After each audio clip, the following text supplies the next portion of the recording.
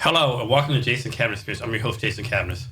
Our guest today is Ben King. Ben, thanks for being here today. Yes, thank you for having me, Jason. Super excited to be here. So, Ben, you're an Army veteran. Can you talk through why you decided to join the military? Yes. My background is a bit different. It's kind of like how do you go from Army to tech world? And I think it's a very fascinating ways that a lot of it overlaps and intertwines. But, I joined right out of high school, 18 years old. I always make the running joke, so this is 2012. You still kind of feel that pinch, with the '08 recession. There's two things I didn't want to do. The first was, spend another 4 years in a classroom.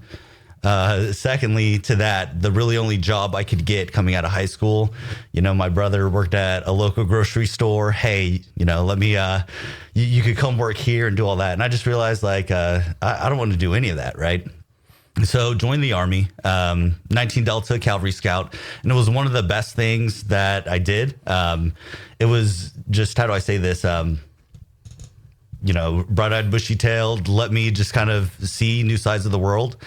The part I'm thankful for is, just a lot of the lifestyle, meeting some great people, and, was able to eventually obtain a degree, things like that.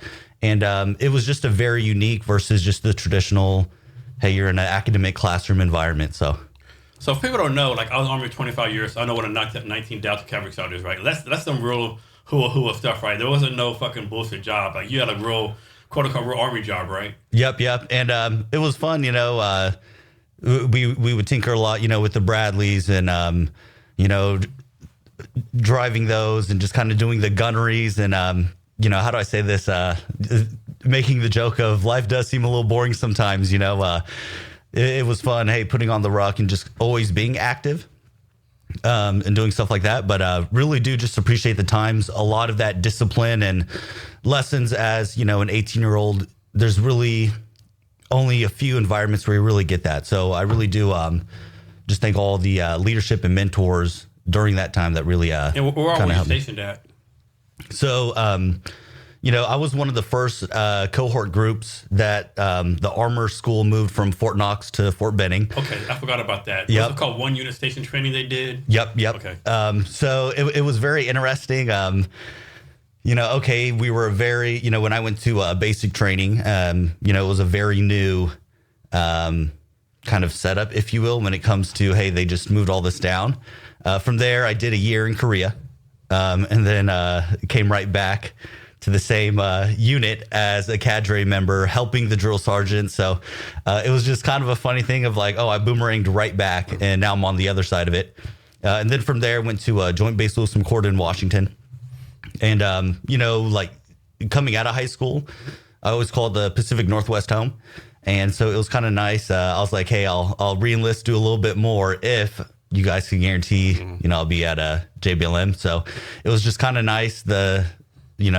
It rains a lot, and the saying's always, if it's not raining, you're not training. Yeah. So it was, it didn't bother me. I always thought it was kind of nice compared to the humidity in, let's say, Georgia, right? That's kind of the overall journey. And from there, I did some time in the Army Reserves, and I didn't know what to expect. I'm like, hey, I'm gonna get out of the Army, and from there, really just, hey, hopefully figure out how do I get started in the tech world. And I got a few stories there for you. Yeah. But it was kind of nice to have 1 foot in, 1 foot out. But I had to change my jobs, right? So I changed to a bridge crew member, had no idea what I was signing up That's for. Engineering, right? What's that? Engineering. Yep. And essentially, there's a statistic that the Army technically has more boats than the Navy. And it was one of those units. And it was just fun. We would just take the boats out and, we would build this water bridge. What that turned into is, hey, let's have some fun on the water. So, definitely. So I did basic training at Fort Knox and OCS at Fort Benning. Both places fucking sucked, right? Yep. Yeah. And the thing about people, I've realized, don't realize in the South, they think it's holiday time, but in the winter time, it gets fucking cold. Yes. And that was one thing that really did shock me at first is the first winter there. One of my good friends, he's from Arkansas, and there's a winter advisory, and I'm like, oh, it's the South, it's not going to get cold. So we took a road trip down there, and man, the black ice was no joke. So thumbs up there. It is black definitely ice is no joke. I'd rather much rather have like 10 inches of snow than black ice. Because black ice, it's so dangerous. Very just an interesting climate. They really do get 4 seasons. So Korea, what part of Korea were you at? Where you at? Yeah, so I was in Dongdaecheon, so Camp Casey. Okay, that. Yeah, and just a beautiful time to learn, right? Once again, I'm pretty young, 18 years old. And 2013? Yep, okay. Correct. Have you heard this joke? What's the best way to make E5 in Korea? Oh, yeah, show up as an E6. Yeah. Oh, and I saw it firsthand. Yeah. There's quite a few scenarios. Soju, what's it called, soju juice? Yep. They have the kettles and just it's a very interesting nightlife in Korea. But how do I say this? I really do enjoy kind of the camaraderie that they have socially. And it's a lot of the tradition behind it. And okay, there's kind of a why between how we even open the soju bottle to just show respect to the folks around us and things like that. People you don't do business in Korea unless you drink, right? They drink first and then do business, right? Yep. There's a big drinking culture over there. Yes. The running joke also is, for folks that grow up in that business culture in Korea, if the wife will kick you out and send you back out if you didn't drink enough. That means you're not networking. So it always just cracks me up. Here's a funny story for you. So I was in Korea for 3.5 years. First 2.5 I was in Seoul, Korea, and last I was in Camp Rekla, right? So one time I went to Itaewon. So I lived right. Do you remember the Hyatt Hotel was that in Seoul? Yep. So my house was halfway between the Hyatt and Gate 3, right? And we go to Itaewon all the time, right? So one time we were in Itaewon. And we go up the street, up the stairs to this bar, right? This Korean dude, he's like, it might be like 9 o'clock at night. This dude, like, damn, he's fucking passed out already. Like, what the fuck, right? And then, so we got to drinking, and then we're getting ready to leave. He wakes up and goes up to the bar and start drinking again. Insane. It is just, a very interesting, nightlife drinking culture. Yeah. But you want to know what really shocked me is, even with all that going on, how safe it was. Oh, yeah, so safe. And they just have such a respectful culture of, everyone goes about their merry way. Sadly, whenever there is somebody causing trouble, usually it's one of the soldiers, right? Yeah. I love the transportation system because even if you couldn't speak Korean, like it was like all color-coded, right? Oh, so easy to get around. And you would see like kids, like toddlers on the train or bus by themselves because no one would mess with them. Like my kids, like junior high, high school, they go everywhere to the city by themselves, It was just a relief being over there, right? Yep. It was always a fun game, me and my friends would play of, all right, let's pick a random color and let's get lost and just jump off on a random stop and see what's there. And I still feel like I haven't even seen a tip of the iceberg of what I want to see. So my plan is actually to go back next year, just for travels. Are you going to catch the Patriot Express? The free one from SeaTac that you can catch? Yeah, I've been seeing some different options there. I'm just not sure. How do I say this? I always get nervous when it comes to traveling with military stuff. If there's a headache or a flight gets delayed or canceled or making plans. A big risk. Yeah, that's a big risk. Yeah, and of course the bad thing is nothing's in Seoul anymore, right? Everything's down at Camp Humphreys, right? So, because I think what's called the Dragon Hotel. That's been redeveloped and stuff. So I did just see a video of how they redeveloped it, and they still have pretty good deals for veterans and military to stay there. But that was the first place. A lot of people's experience. Hey, you got to go there first and process, do all that. Yeah. But it looks like they renovated it, and it's actually quite nice. So I saw a video, and I was like, oh, that may be interesting to check out the old stomping grounds. Yeah, I love Korea, but man, that plane ride is so long though. Oh yes. The wife and I do a lot of travel. Yeah. So how do I say this? I don't think I've quite figured out the long plane ride thing, but hey, let me just tough it out. I always hate just being crunched in and not being able to move. But with that being said, the way we travel is always going to be fast paced. We're walking around seeing as much. So I'm like, I'll be able to stretch my legs, hopefully here soon, once the flight's over. So whenever I do a long flight or any flight in general, I always have a hard time deciding a window or aisle, right? Do you have a preference, window or aisle? Yeah, I like the window seat just because I feel like it's easier for me to go to sleep. I kind of got a little like, I'll have a hoodie, ball it up. But the aisle seat, it is nice just to get up and kind of get some steps in. As long as I'm not in the middle seat, I'm a happy camper. Yeah, for me it's not like when I get the window seat, I always have to get up every 5 minutes to use the bathroom. Like that's when I have the aisle. And when I have an aisle seat, it's like the other people get up every 5 minutes to use the bathroom. So yeah. Yeah, always a flip of the coin. No matter what, I feel like it's going to be a catch-22. So it's that's a good one. Yeah. So what lessons did you learn from the Army that's helping you out right now, or through your post-Army career? Yep. And maybe I'll just kind of go through kind of how I ended up where I'm at. It's actually, there's a few things within, veteran and tech community that I think are going very strong.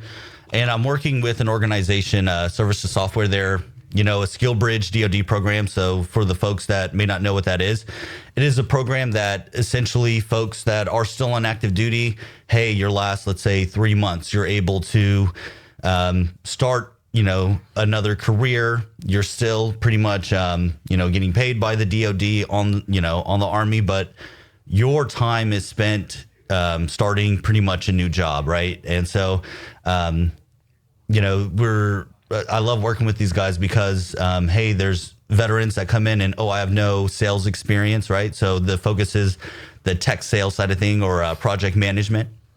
But it's interesting. I always ask kind of the situational based interview questions, and, you're getting stakeholders aligned, you're understanding root problems, and you're helping, bring these solutions. And I tell a lot of the candidates, hey, that's sales, right? So I bring that up because I thought the only way getting out of the Army to work in tech was to do the coding boot camp, right? So long story short, I did a coding boot camp. I was crunching code and doing all that, and I found out the hard way. Not only do I not like it, but I'm not good at it. So, somebody gave me the nudge and said, are you really passionate about coding, or do you just want to work for one of these cool tech companies? And I was like, you know what? You got me there. Just want to work for one of the cool tech companies. And so he's like, you got to look at these sales development rep roles, business development rep roles. And that is the way I got my foot in the door with kind of the career track I'm on. It was very stressful. I probably had, 2 weeks or so before I was officially out. And this is the hard part. For the folks that don't know, getting out of the Army, you have a steady paycheck coming in, and then, hey, once that date is finalized, that stops. So it is hard to get something lined up and change careers with a short timeline. But, pretty much join this startup, on the sales track. And it was just an amazing time. They were a local startup in the Seattle scene, and the founder really did help out quite a bit when it comes to, we want to be transparent and have a good work culture. So the same board slides that he would share for all the investors, he would show the employees as well. And it was just like, hey, a new career, very new environment. Let me just be a sponge. And I learned so much during those first few years. And so, like, going back to the original question when it comes to what kind of items have I learned, and just going back to just working with other veterans in tech, it's the discipline and grit, and, understanding that, the saying, one team, one fight. And we're all on the same page. And that's why I like the startup ecosystem of, hey, we all have different backgrounds, but we're coming together and we're going to figure out how to solve whatever the problem is, right? And so that is the biggest thing, just being disciplined, being adaptive, working with other folks that are different, I think are probably the biggest things that I learned in the Army that, has helped me out so much in the startup world, if you will. So people don't realize there's so many common knowledge between the military and startups. Like in the military, we had a thing called military decision-making process.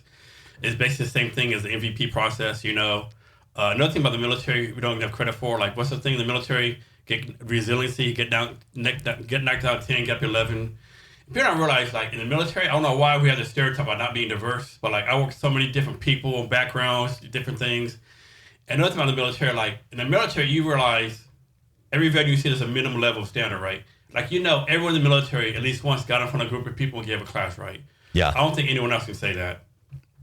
And that's the interesting thing of, just that culture, even early on. Once again, hey, 19, 20 years old, we're already, getting progressing to management roles. And like you're saying, presenting to higher stakeholders and leading classes.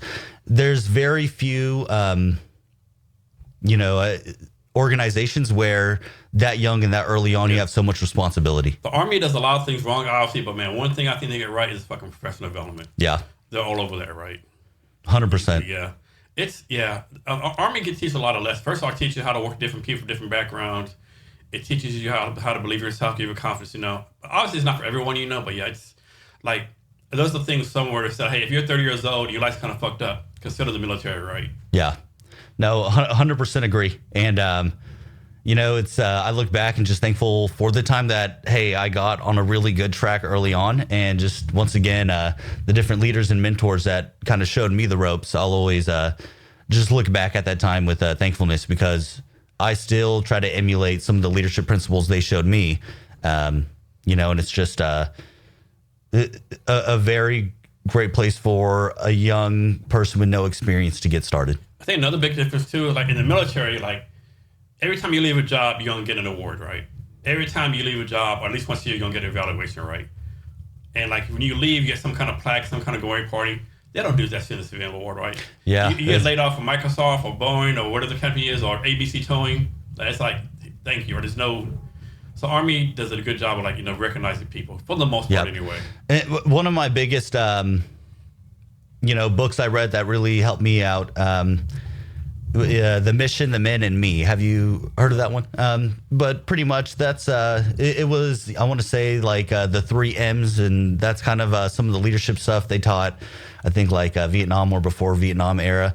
But the author takes that and pretty much says, hey, if you take care of the people, they'll take care of the mission, right? And that's kind of the purpose of the book. But bringing that up, that is one of the biggest things I always, want to have front of mind, right? Especially, where I'm at now, we're growing a new startup. There's a lot of new folks coming in. There's a lot of, from young interns to very experienced engineers. It's all about, hey, you take care of the people and they'll take care of the mission, and that's one of the things, Ruby, the CEO and founder, she does a great job emulating as well. So one thing I learned from the Army, right? I think Army has a stereotype, like people in charge, do as I say no matter what, right? But my experience was, any leader I had that was like that, do as I did, like, it's my way, not highway, or like they're kind of jackets, they quickly failed. The leaders were like kind of collaborative, like took advice, they're the ones that were successful. Yes. From my experience. Oh, 100%. Yeah, seen that firsthand of, some leaders where, it's almost the ego is behind how they lead, and it's so easy to lose trust with folks. And that's one of the big things, is to build trust. And it does start with taking care of people, understanding that, they have their own story, they have their strengths, their weaknesses, and, making, everybody's going to be different on a team. But that is one of the things that a lot of Army leaders did great of, hey, being collaborative and understanding, okay, this is, let's say we have to have a hard conversation for this soldier. This is how I have to carry that out versus this other one over there. Maybe it's a lot more upfront and direct, right? And just that social skill of learning to like read the room and really understand how to connect with different folks. Once again, bringing back that point of diversity is just, you have to just kind of be dumped in that experience to really grasp it, right? One thing I was forced out of a lot of really good leaders in the Army, a lot of my leaders, they're like, hey, so-and-so, what are you doing here? Doesn't your kid have a game at 2? Well, yes, I need to know. Fucking take your ass out of here. Yep. Like, you can do this after 5 o'clock, right? So I had a lot of good leaders like we're like, hey, what are you doing here? Your kid has this. It's your birthday, right? Yeah, and it's so important, that work-life balance. I know you see that term show up so much, but true leadership is saying, hey, I understand that the family commitments are important just as the organization's commitments are too. And, that's really taking care of people. You probably heard this quite a bit. When it comes to boosting morale in the Army, the best thing to do is give somebody a day off. Oh, yeah. Easily. Yep. Always a day off. Yeah, exactly. So can you do like a deep dive on your own military transition? Any advice for veterans getting out right now? Yes.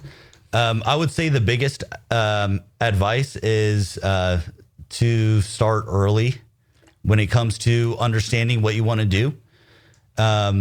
You know, like going back to my story of, hey, I started when it comes to the coding aspect. And I realized, oh, this may not be the best path for me. I'm glad I figured that on earlier versus later.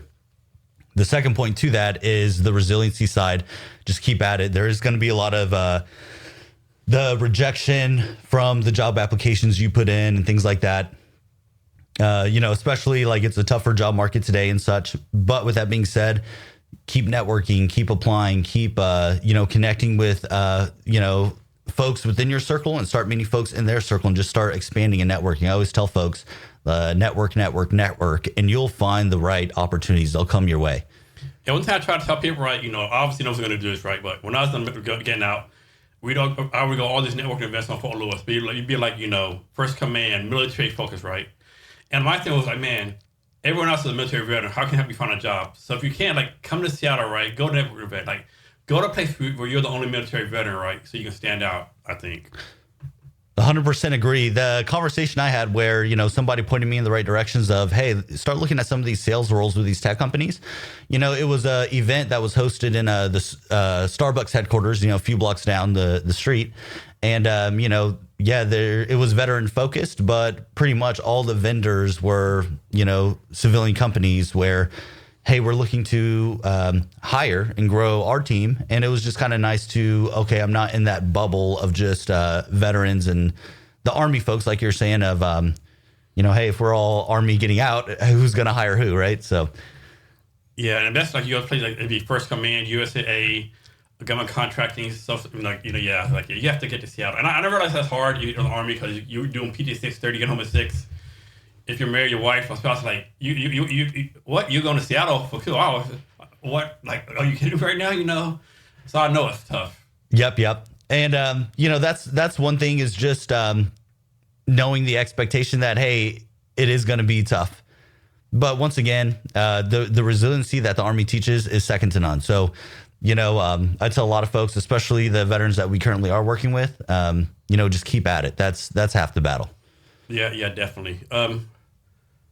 So for people, military, another thing too, I try to tell people, and of course your economic situation is different all the time, but man, if you can't take some kind of break, right?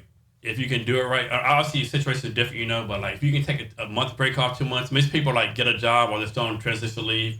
Yeah. You need time to decompress. You need time to go from, you know, Major Jason Cavness to Mr. Jason Cavness, right? And I realize most people can't do that.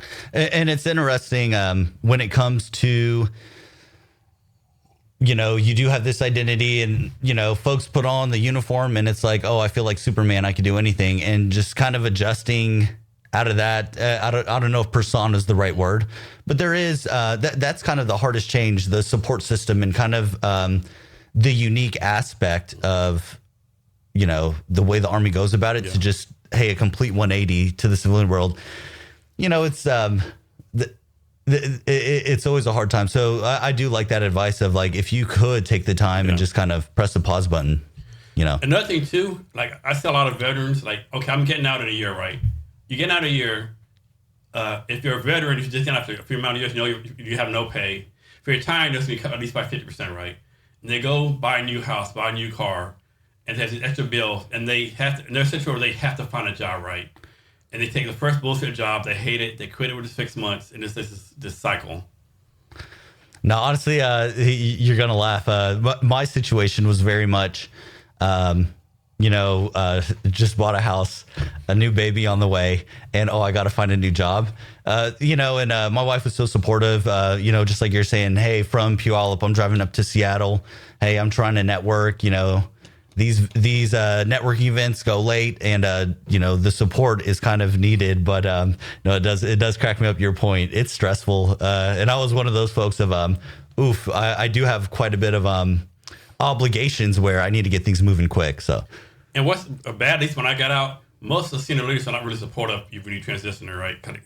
Like two things I was going to transition. They used to be called like ACAP classes or something classes. Mm-hmm. So one time in the class, well, first of all, I'm talking about when I got out in 2015, it might be different now, but like it was if you was from E1 to Colonel, you was in the same class, right? So like, okay, I'm trying to find a job. This guy was still in college. This colonel wants to get a VP job. Like, how can you like take care of all those, right? Don't. We were in there one time, E4, right? This E5 came in, hey, Specialist Jones, what are you doing? You're supposed to the range. Sorry, I literally got out next week. That's not my concern. My concern is make sure you're trained up for war. So just go. We're like, what the fuck? You know? Yeah. Like, you know, no matter, and it's sad that, you know, I always say there's bad leadership that instead of looking at it as people, they look at an Excel sheet with, you know, color codes on it and, okay, you're past due, let's say, for range qualification. You know, the military risks his fucking life. So, and then probably the worst one, I was in one class, it was a colonel sergeant major. Somehow, it's football colonel, his brigade commander sergeant major. Somehow, they retired at the same time, right, from the same brigade. I don't know how that would work. So, we were in classes, and they both stepped up and said, you know, I shouldn't say this out loud, but man, I regret not letting my soldiers to do this. I never realized how important this was. Mm-hmm. And now I know it's not like a hypocrite, I'm doing it, I'm getting out of it, but man, I feel so bad. Like, basically, he said, we both feel bad. We basically fucked up all those soldiers these last few years, you know? Yeah, I will say that is one trend that I am seeing more and more of are leaders understanding the importance, letting folks have that time to really figure out what they're going to do next. And, you know, hey, here's ample time to get, you know, a successful start. You know, that's why I like those new DoD skill bridge programs that are coming up where, cool, on active duty time, I'm getting experience, right? You know, with the internships, I'm networking and I'm able to not worry about, hey, that, you know, person coming in, hey, you got to go to the range or, you know, those weird situations, but instead be able to focus on that. I do know there's still a lot of situations where, yes, that happens. But I will say, I was getting out first during my first enlistment and then, you know. Skip a little bit more. Yep. Sorry about that. You know, and so that first enlistment, I had no support at all, very much like you're saying. But then leaving the second time, the leadership team was just so supportive. Hey, we're not going to bother you. Take the time you need. And very fortunate. And I hope that trend continues. Let's talk about this, right? So when I got out, the big thing was, hey, you get out of the military, like everyone in the military wants A personality, right? Drive, focus, do everything, checklist. And so how do you maybe you know, kind of like take it back a notch, you know, so you won't overwhelm your first employer, if that makes any sense? When it comes to, let's say, like the military persona? All right, that's a good question. And I'll be honest with you, it is a culture shock. You know, so just to kind of set the scene, the first organization I worked for, and, you know, the main reason, too, I wanted to work for startups, I'm like, I want to get as far away from government work as possible, the bureaucracy, and, hey, you know, just to get something simple done, here's a stack of paperwork you got to fill out for this and that, right?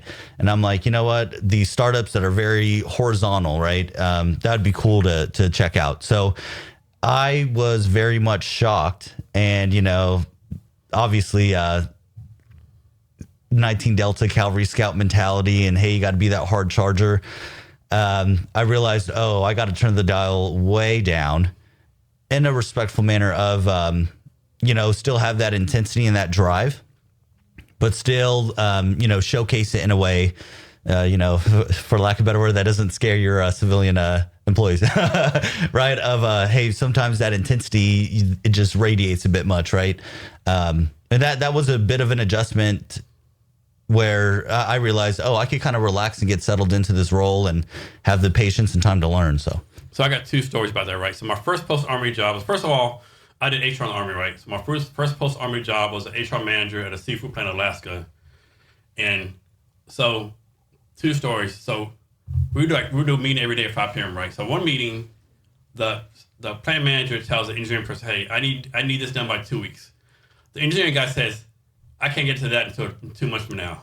I'm thinking about, what the fuck? Like, yeah, it doesn't happen in the military, right? It would be instant. It would be, hey, we got to jump on it now, you know? And the next story was, so I purposely in my mind, like, you know, I try to knock it back, not right. I try to, you know, not do all this stuff right. So a month in, the plant manager says, hey, Jace, you're doing a great job. Everyone loves you. But man, you got to dial them back, right? You're making people look bad. And I thought to myself, man, I'm working at 30% capacity. You want to work day on, day off? What do you want me to do here, you know? It cracks me up. And that's what I tell a lot of folks is the drive is second to none. That's why it's so great to hire veterans. Yeah, there may be, depending on the role, a bit of that learning. But once they pick it up, you know, hey, they're off to the races. That's one thing I really do like about especially veterans in tech. There's so many overlaps that aren't apparent at first, but that intensity and that drive, once you get them focused on the set role, I've had a lot of conversations like that of, let's dial it back. And a few of my other buddies that are, veterans as well, that is kind of the common theme and feedback, which is kind of a silly one when you think about it, right? I know, right? Yeah. So anything else you want to talk about the military before we move on? No, that pretty much sums up, kind of my perspective. Once again, I always do just want to give a thumbs up. Veterans, especially veterans in tech and that community. One thing I like about it is everybody's looking out for each other's back. Everybody, understands just, hey, the background that we all have and the great skills we have. And just want to end on a positive note of, for the folks looking to get into the space, for those folks leaving the military, like, once again, keep that positivity and such. So tech sales, is that the same as doing car sales, selling pins, selling shot glass? Is sales basic sales, or is tech sales a whole different dimension? Now, I would say it depends, right? And I always split up sales into two different buckets. All right, one is transactional sales. I had a friend, the company he was at, it's a software company that just, pretty much helps law firms advertise. You get that person on the phone. Hopefully you close it right then and there. And then you have the other side where selling, let's say, some sort of technical or software solution is going to be the complex sale. It may start, I'm talking to a manager or director. We're going to have to loop in a VP of, whatever department. There's going to be a C-level sign off, and pretty much everybody has their own perspective of this is the direction we need to go. And it's about aligning those stakeholders, showing value. And, there's usually a big price tag of here's the solution we offer. How are you showing that the value matches that as well? So I'm very much more on and a lot of sales, tech sales, if you will, is very much more on that complex side of things. And there's a lot of philosophies of, hey, how to work backwards, how to communicate to folks and really help them solve their problems. I'm pretty sure we'll kind of get into those details later, but that's kind of the way I like to summarize it for the folks who are new to tech sales, if you will. So I know it depends on the company, but do most tech sales people get paid by like straight commission, straight salary, or kind of combination? And then which one do you prefer? Yes. That is the nice thing. A lot, it could get pretty lucrative for folks pretty quickly of, hey, here's a base salary. And then, based on the deals that you close, the revenue side of it, you get a, certain commission. Some companies have, more complex commission plans. Some are very simple and basic. But I'm a salesperson through and through. I love to work in organizations where, hey, if you put in the hard work, you're going to get, the work you put in, you're going to get out, right? When it comes to that, revenue commission plan, the accelerators, things like that really do incentivize folks to work hard. So I always heard that if you're a CEO, you actually want your salesperson to be the highest paid people in your company. 100%. It takes care of itself, right? At the end of the day, that revenue is the life stream. And especially for a lot of the folks who may not be familiar with like the tech startup world, there's really only two ways to go about it. There's bootstrapping a company where, all right, we're using our own money to fund this, and hopefully we could get that revenue fast to where we have runway. And the other one is to connect with venture capital, and investors to say, hey, I will give you this amount of cash. Here's your runway. Let's see what you do with it. And it's interesting. Every company goes about it different. I've seen some, hey, let's bootstrap. I've seen some that say, hey, I just want to raise a little bit, but we could fund the rest. And I've seen some of, hey, let me raise as much as I can, have a long run rate, and figure it out later of exactly what we're going to do and grow the team, right? So it's a very interesting world. But like you're saying, hey, if you're the CEO, yeah, you want those sales folks really driving that revenue no matter what bucket you fall under. So I'm gonna kind of put you on the spot right now. What makes Ben King a great salesperson? So first and foremost, and once we get into the AI conversation, I'll share some specific examples. But it's all about working backwards and really understanding what is the pain point we're trying to solve. At the end of the day, let's put the puzzle pieces together and really understand, hey, if I could solve this, then, hey, my solution is going to solve that problem. And it's easy to kind of work backwards and show the value from there. So the big methodology that, I like, it's an acronym of spin selling. So a lot of organizations use this. So, it's an acronym. So we have situation, problem, implication, and then need, payoff, or your solution.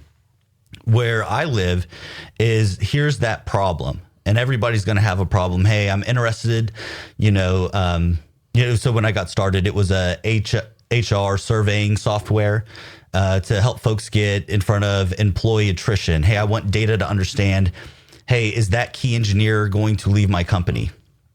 Okay, that's great.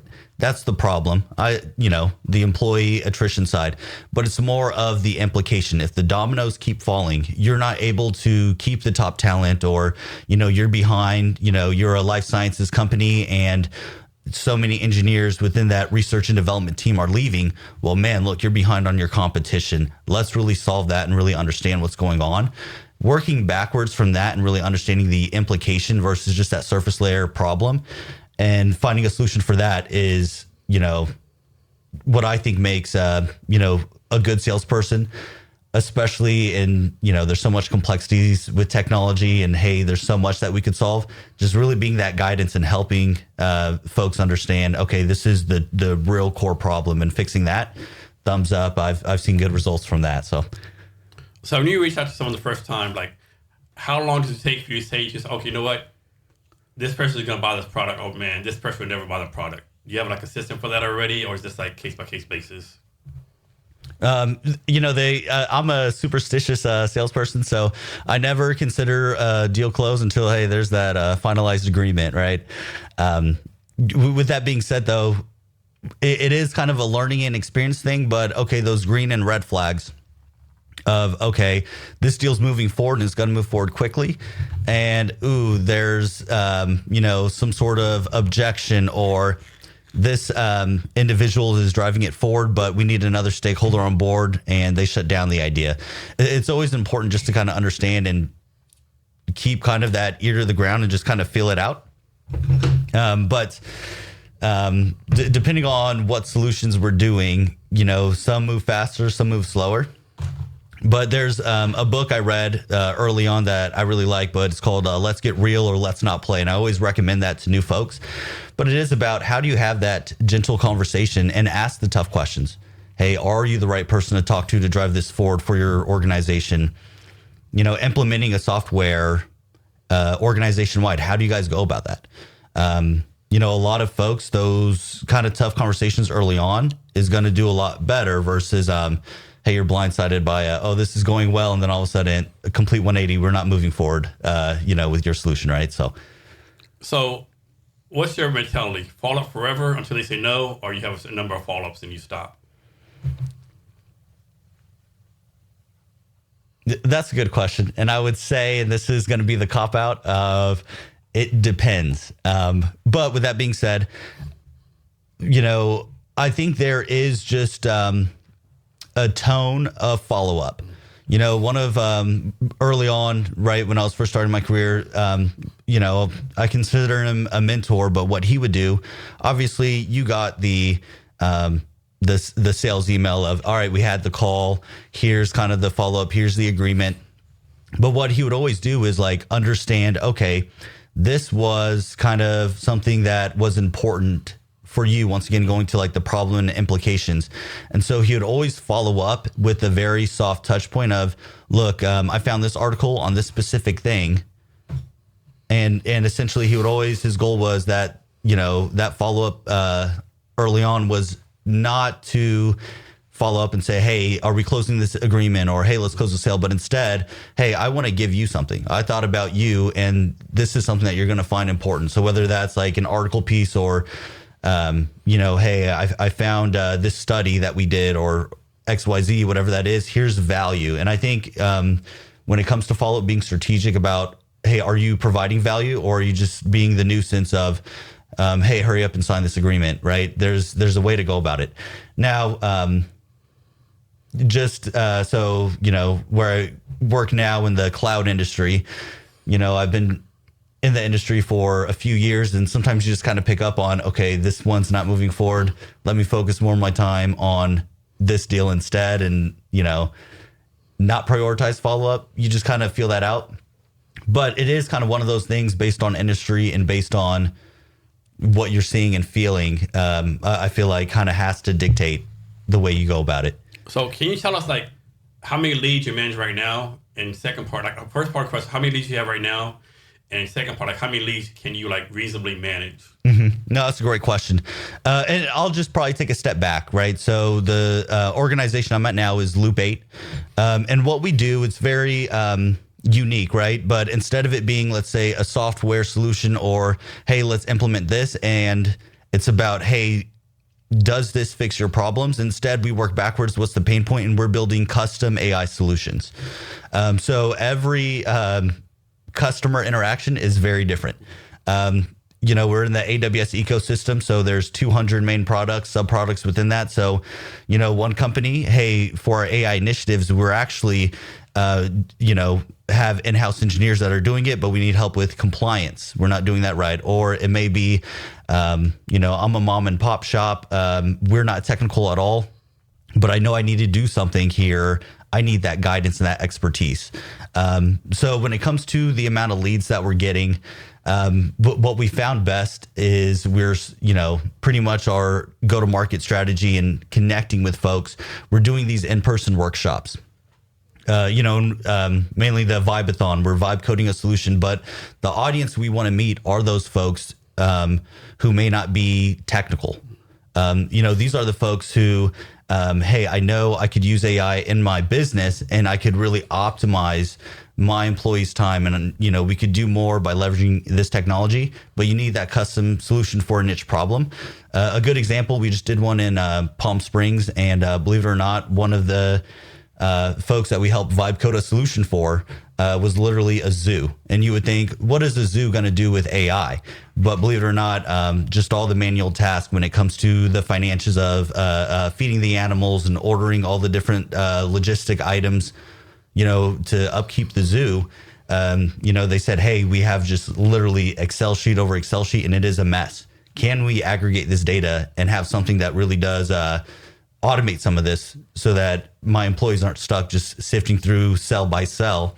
We're able to help and really kind of facilitate that. So when it comes to like the amount of leads, we're seeing a very big uptick by focusing on some of those underserved area and industries and organizations where, you could use AI, but you're not necessarily a quote unquote tech company. So that's hopefully that answered your question. So let's talk about vibe coding, right? And maybe you might agree or disagree with me, right? So I think vibe coding is good for like getting your MVP out there, getting the first product. But I just don't think vibe coding is a way to build an actual company, right? I don't think you can build a viable startup, viable company just using vibe coding, right? I think it breaks too easily. Cybersecurity things, like what do you think? No, 100% agree. Now, I think where vibe coding comes in is that minimal viable product. Hey, exactly. I just want to showcase something and let's get scrappy. And what I like about a lot of the Vibe-a-thons we're doing is we're able to literally have something tangible come out of that they could show other stakeholders in their organization. Hey, look at what we built. And, even if we're just using dummy data, you could show that functionality. It's not, hey, here's a slide deck, or here's, hey, an idea, but instead it's something that you could interact with. Vibe coding works there, where pretty much the majority of work we do is, okay, we got to take that and build it into production. This is one thing I want to do, right? I got to do the research to figure out, like, I like to see, like, before vibe coding, the number of apps out there with no users, right? Mm-hmm. Versus after vibe coding came, how many vibe coding apps are out there with no users, right? I bet it has to be 10,000 more times apps on Apple and Android with no users. That would be an interesting data point to look at, right? what I do like about it, and this is interesting. I saw this keynote the other day. You know, so pretty much the conversation was, you know, I know we're talking about vibe coding applications, but he was talking about kind of vibe coding prompts for videos, and you know, he was in the media film space, and he just likes to tinker an inside joke between him and his friend. Hey, let me just kind of make up a little cartoon and send it. They get a good laugh. Now, is that going to be a viral video? Is that going to be this big thing? No. But hey, within that circle, they got what they wanted to achieve. And I think that's another thing with applications. You know, hey, if this business adopts and makes a unique solution that just fits this weird, unique problem of the way they set up the organization and that pain point that grew over time, you know, I think it's just interesting. People are looking at technology now of how do I leverage it for a very specific thing for me. And I think, you know, I'll use the word vibe coding that works very well. Not necessarily, hey, you build an app, it has to be the next Instagram and you got to have, 100 million users within a certain time frame. So but I will say, I'm pretty sure if you do look at that data, yeah, it's probably exploded. If we move on, I want to give a shout out to my people at Two Bar Spirits. Two Bar Spirits is a Seattle-based bourbon company out of Soto. The owner, Nathan, is from Texas like I am. I think what's really cool is they have an all-female production team. It's really cool. They sponsored my Deep Tech event back in June 8th. It's just overall great bourbon, yeah. So moving on from that. So I'm presuming that Loop 8 has a product roadmap y'all work on, right? So talk about this, right? Most people think about product roadmap, think like tech people, developers, UX work. But from my point of view, the sales team has a very important part in the product roadmap, right? Mm-hmm. Can you talk about how your role is in the product roadmap? Yes, I would say it's always interesting and this is one thing I learned early on is you got to listen to the customer before deciding. I've seen a few situations where, hey, I got this idea and I want to build this out, but hey, what is the customer wanting? Is there a market for that? And so when it comes to product development side, listening to the sales folks is so important. Hey, here's what we're hearing from, potential users. Here's what we're seeing when it comes to, man, they would really like this feature or that feature. But how do you keep that from becoming like feature creep, so to speak? Oh yeah, that is one of, how do I say this? There always needs to be that roadmap of, hey, here's what's next. Now, the way we work is we're going to do a lot of the technical discovery, really understand and really have outlined scope of work that we're going to do. So we're going to build XYZ. More importantly, here's, potentially what's out of scope. We want to make sure everybody's on the same page. And usually, like our customers, we do a few iterations, but we kind of take it one phase at a time when developing the items that they need. So, we're working with a life science startup in California where, essentially it was a very much compliance focused phase one. They wanted us and our engineers to help them achieve high trust compliance. And now, okay, cool. We, achieved that scope of work. And now we're moving on to another phase where, okay, let's start leveraging some of the new, LLMs and leveraging, AWS Bedrock, things like that to start tracking, a few things here and there. And so that's kind of the way that we do it customer by customer. Now, what we're also doing, there's a few things I'm not sure how much I could share, but we are building, essentially a rinse and repeat tool where, it's the AI automation.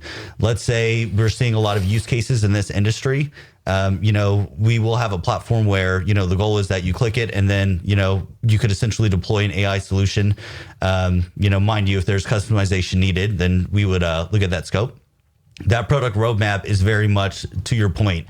We really need to look at what customers want, what they're saying, how are they going to use the different automation tools we're building. The biggest one that we've seen is there's a lot of IT ticketing platforms that are just a bit legacy. We could use AI to really optimize those for a lot of, some of the traditional IT firms, if you will. A lot of those organizations that, from resetting a password to hey, printers is broke. I don't know if anybody even prints anymore, but all the IT tickets, we could really help deploy an AI solution right away that's going to automate, some of the main platforms that we've been seeing customers use and really help alleviate some of those pain points of just, hey, it's a very low level ticket. We could just instantly solve it automatically, right? So how often do y'all review your product roadmap? Yes, it is always ongoing. So how do I say this? We sync quite a bit. There's two factors to consider as well, right? So we talked about, okay, what do the customers want and how are they fitting? The other factor where we're connecting so much and reviewing, okay, what are we doing, is I've never seen a technology landscape evolve this quickly. I remember when I first started in the AWS ecosystem and, we had AI products such as, Lex and, Personalize and, pretty much long story short, there are easy ways to use AI. Those are so obsolete right now with all the new Bedrock LLMs and new technologies we're doing. So this space is evolving just over. There's always a new LLM that's faster, better. There's all these new technologies coming out. So that's the other thing of like, what are customers needing, how do they use this? But also with the new technologies that are coming out, we need to look at how do we optimize what we're currently building and make sure, using the latest and greatest when it comes to, all the different AI solutions, LLMs and everything coming out. So the stats out there, they're anywhere from, like they say, 90 to 95% of startups fail, et cetera, et cetera. Of course, no one thinks their startup's going to fail. There's always, this startup's going to make it right. Why is your startup going to make it? Yes. And this is going back to our first conversation, right? There's three things, but I want to first acknowledge the Loop 8 team. We got the right people on board. Ruby, the CEO and founder, just does a great job of understanding, okay, this is kind of a gap our team needs, and let's plug in the right person. She's been in the industry for, I want to say 12 plus years now, and just understanding the network of having the right folks in place and understanding, okay, I need, a DevOps engineer to really help coordinate these items. And, for the next hire we're going to do, let's say we're going to bring on more project managers, and she's scaling out the team. But we're really big on when we do hire, we're a young startup that, hey, it's going to be that right culture fit where, and I like this saying, culture add, right? Everybody's going to be different. So it's not necessarily do you fit in, but I love that. Yep. Yeah. You have to be culture add. All these people, I'm making this up. Oh, everyone rides bicycles, bring someone to bicycle. No, like bring a culture add, something that makes your place better, right? So many people get that wrong. I'm glad y'all doing that. Yep. And that's the nice thing. Our team, there's a lot of diversity, a lot of folks with different backgrounds, and we're all just coming together. So like, when it comes to, hey, startups do fail, and I'm a sucker for a high risk venture. I love that, the scrappy startup world. But the other two areas where we're going to succeed, so number one, the people, but our go-to-market strategy is very unique. We built a strategic partnership with AWS. The hardest point when it comes to facilitating a sale is going to be budget and price. So we're able to really offset a lot of those items. And instead of worrying about, hey, from the customer, can I afford this? Is this the right way I should invest money? Instead, hey, let's start the conversation at what's the art of the possible. And we're leveraging different funding programs from AWS. We also have a few partnerships, other organizations like Databricks, Salesforce, very early stages of the new Anthropic partner program. But what we want to do is understand, hey, here's what our customers want to build. And okay, there's so many different programs we can leverage to not necessarily make it a conversation on just budget and price. So how much did your previous role at AWS help you in getting the partnership with AWS? Was that a big role in it? I always say, believe it or not, it's 3 clicks and, just a partner fee to join technically. But it is that strong network that I did build while I was at AWS for 4 years that, hey, we're able to really, really leverage and make the most of it. There's a lot of different programs, and they're making new programs, obviously, with the big AI push. Okay, for folks that want to experiment with these new technologies, there's, a handful of programs that, cool, we could work backwards. This is a good fit. And instead of worrying about the high price tag, cool, with our partnership with AWS, you just worry about the results, the value add.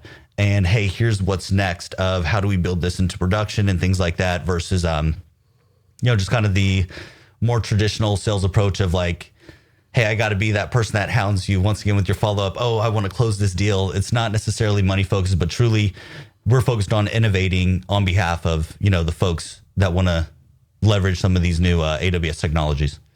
So Ben, is cold calling dead? Oh, that's a good one.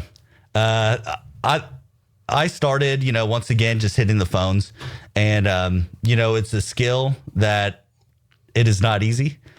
It is that resilience and grit. But is it dead? Absolutely not. We have a big sales development motion. We're making cold calls. We're doing all that. That's kind of old school. And hey, people just like emails. Hey, a lot of folks don't answer their phones anymore. There's so many different ways to reach people now. So cold calling, is it dead? No, there's a few folks that still like that traditional phone call. There's LinkedIn now and different networking platforms too that you connect with folks. The world is so connected right now than ever before. And so it's always funny. Hey, is the traditional cold calling dead? Believe it or not, I'm a big, proponent of making cold calls still. So Ben, how do you decide who to cold call? That's a good one. This is going back to kind of that product roadmap conversation of listening to the customer, understanding what they want. Once you start seeing trends and themes, what I like to do is like, okay, I got a industry picked out. I'm seeing that we're, working with a lot of organizations from this size. Maybe that's a size of how much revenue they have, or it's the size of their employee count, et cetera. But I always want to look back of like, what have we successfully done? What are those themes? And then from there, I work backwards to build like a contact list. There's a few platforms, your ZoomInfo's, Apollo, where, okay, cool, you could bring in those firmographics and just kind of, start that new prospecting list of potential folks where, hey, look, I could show success that we've already done with folks in their industry, and then, hopefully get that attention. But yeah. So regardless where you work at, you have like some go-to sales tools that you can share? Yes, 100%. So I'm really big on, to enable sales folks, the prospecting platforms, and I've used pretty much all of them. So Outreach, I know, is a local Seattle one, and it just helps organize the outreach of, hey, your contact list, right? So let's say there's 50 people from that firmographic, list that I made. Okay, I called down 10 of them one day. Okay, the next step for those are going to be an email, but I got to do the 10 calls, do the 10 emails, and you kind of like chop it up. After 2 steps, it gets so unorganized. So tools like that, it's a must have. Currently today, like we're using reply.io. I've used SalesLoft in the past as well. There's so many damn tools. Yep. But, I'll just summarize it as that prospecting platform you definitely need, especially, hey, let me make a campaign or list of, hey, a smart follow-up, for those folks we have talked to that, like you're saying earlier, they're not moving forward. Maybe there is a bit of hesitation, things like that. All the way to, hey, the SDR on my team that is making 100 calls a day, hey, they're still able to be organized too. So that's like the biggest plus. Yeah, you got to be hell of organized, right? Yes. And honestly, I'm not organized enough. I had to do it once, just using Excel sheets for one organization I was at, and it was just a headache. And then you start from like an initial email list, right? Suppose you like email, I'll make this up. You email like 50 people, right? And then you segment people open the email, didn't open the email, who clicked, who. And for this one email, you got like 20,000 segmentations. And you're like, this guy's here, this guy's here. In your mind, man, I don't want to send a follow-up email to someone I don't want to follow up with. It's like, man. But no one's like making a company like this does it all, right? Yep. Like and several different companies. It's confusing. Yeah, 100%. And so, and I'll be honest with you, like I can't do it manually and stay organized. I'll be the first to say that is not my strong point. So like, a must like thumbs up there. Obviously depending on your sales role, I think there's, some important things to consider as well. There's a lot of obviously. We're investing a lot with like social media tools it's more of aggregating the data.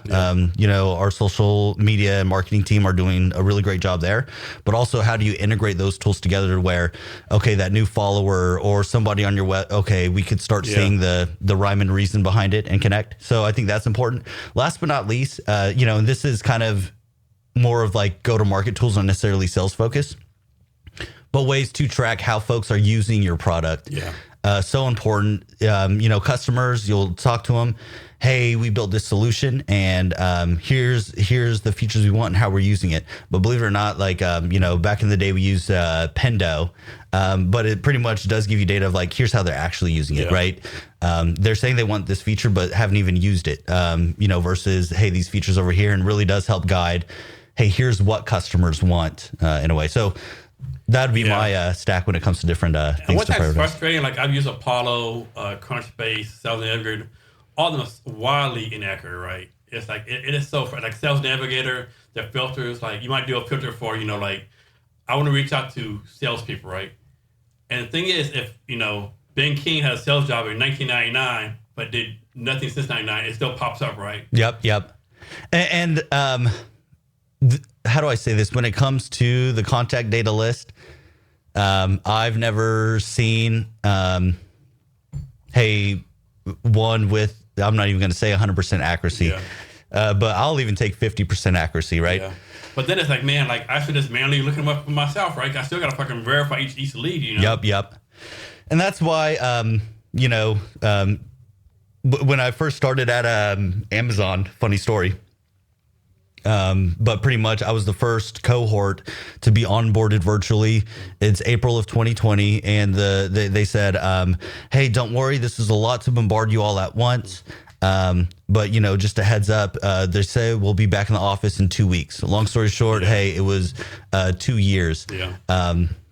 When it comes to, how do I say this, kind of, being siloed and just kind of, hey, we did have to depend on those contact lists, and, hopefully this is accurate to find new folks, and the contact data was bad, XYZ. Thank goodness now we're all able to meet in person. So that is the big push we're doing of those in-person events. Actually starting hands-on work, and even if it is just a very rough template, just to show, hey, here's the art of the possible.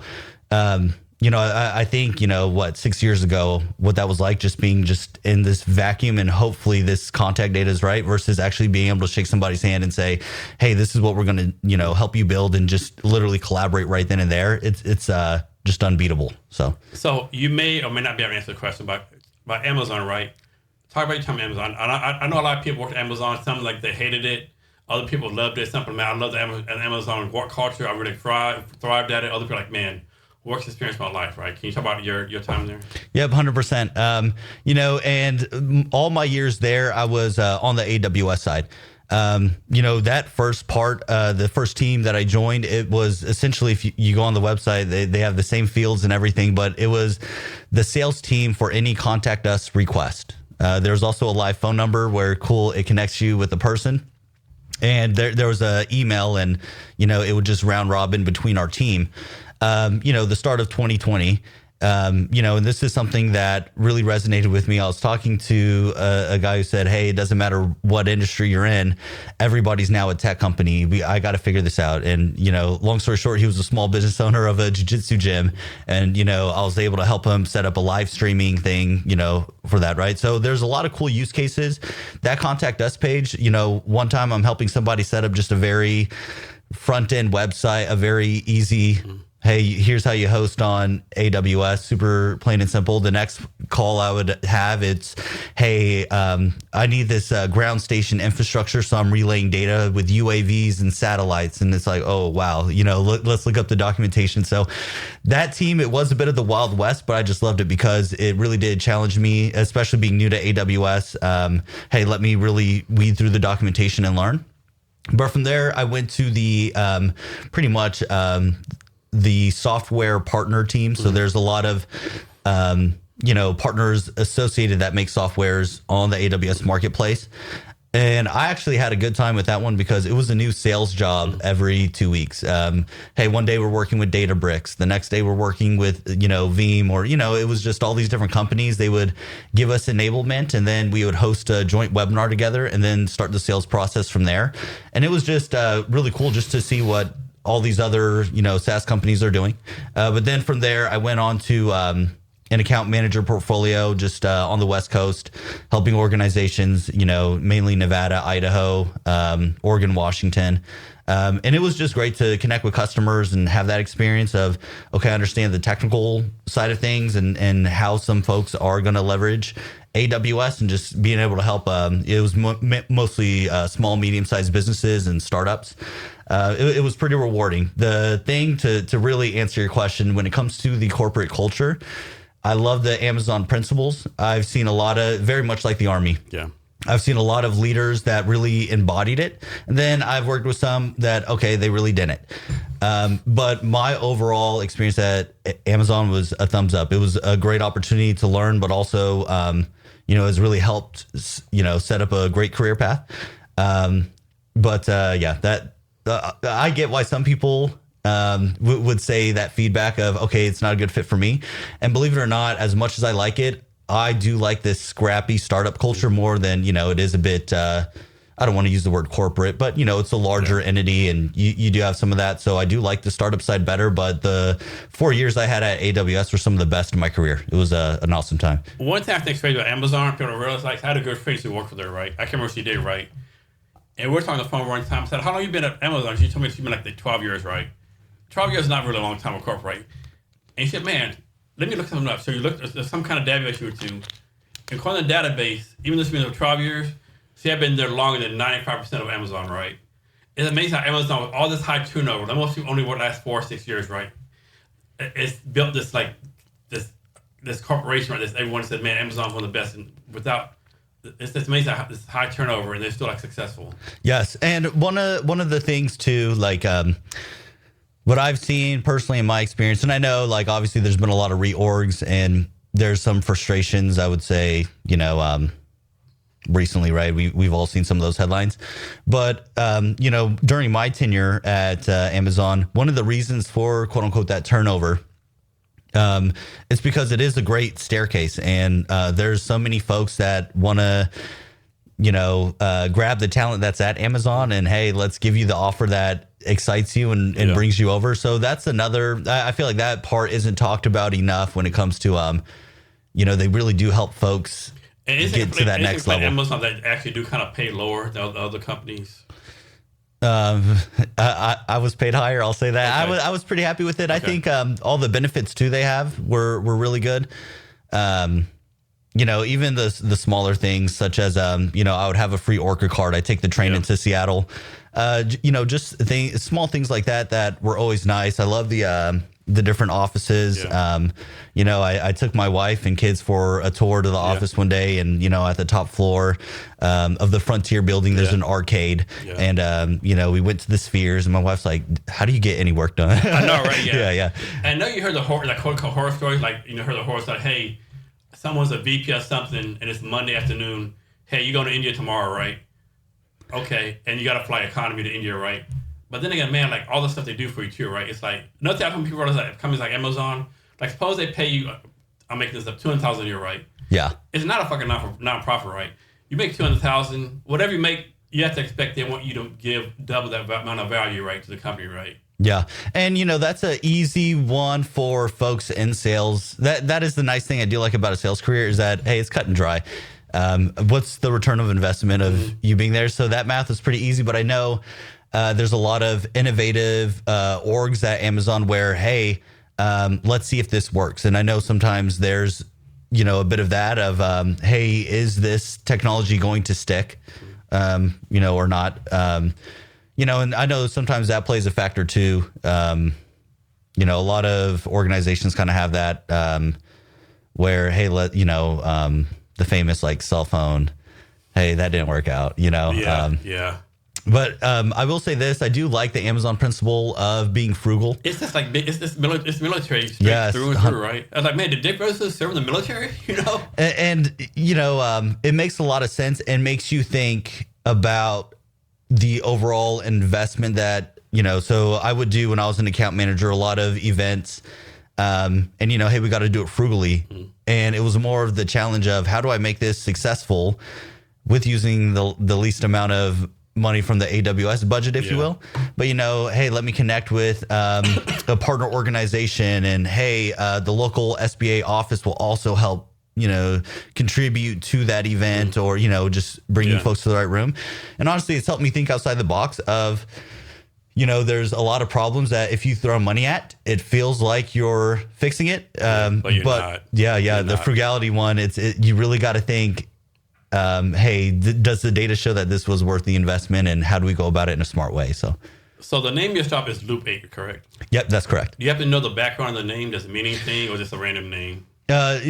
Essentially you'll see Loop 8. We got it because the DevOps symbol, and you'll see kind of that infinity sign DevOps symbol with us. So it's kind of like that infinite loop. Once again, building the custom solutions, right, for each customer, and is a different case by case basis. We always have to be in a continuous loop, but our bread and butter and history of the company was helping folks with DevOps at first. And so that's kind of the play on names. But I do like it for a lot of reasons. The term our marketing team's really pushing is loop in with Loop 8. And I'm like, all right, that's pretty catchy. I'll take it. So you're working with AWS, Databricks, Salesforce, Anthropic. Like, talk to the process of gaining all these great partnerships. I would say it's one of the best kept secrets, within the tech world. And I learned this once again, having so many experiences with a lot of like software and, infrastructure, platform as a service type companies where, okay, our go-to-market strategy, we know folks are going to have a more successful experience and be a long-term customer if we have certified partners and engineers build it out correctly at first, and we invest that overhead cost for them. And there's just so many different programs that aren't necessarily outwardly advertised, but if you build trust, and there's different tiers for each partners and different programs within each tier, and everybody goes about it differently, but truly there's so much to unpack of, oh, wow, here's a new program that this company's rolling out, and here's how we could help customers kind of leverage that. It is just one of the great things I found that really does help solve those common pain points of, let's say for AWS. Once again, I'm not good at coding. If I'm trying to set up, a very complex, let's say data lake, I'm going to run into trouble. However, let's say an engineer from the Loop 8 team who is certified in doing that comes in and does it. I'm going to be pretty happy seeing that end result, and pretty much alleviating the headaches. There's a lot of investments that a lot of these organizations are making, and it really is what's going to be the best fit for our team, what's the best fit for our customer, just kind of seeing where that magic intertwines. So why partner? I don't know if I can answer this question, but like, did you previously reach out to Anthropic, or do you reach out to ChatGPT first, Gemini first, or just Anthropic reach out to you? Like, why specifically Anthropic with all the other companies like that out there? That's a great question. And I would say we're very much an AWS first partner, and that's just kind of my background, and a lot of the team's background is in that space. What areas are very much complement that the AWS ecosystem very well, and that's kind of how we identified the handful of partnerships that we made of the amount of times when I was working on the partner team that hey, we got a webinar with Databricks, hey, we got a webinar with Anthrop. It was I just know that they're very much already ingrained in the AWS ecosystem, and there's a lot of services that kind of stack very well on each other when it comes to hey, maybe I'm using AWS for this and Databricks for something else.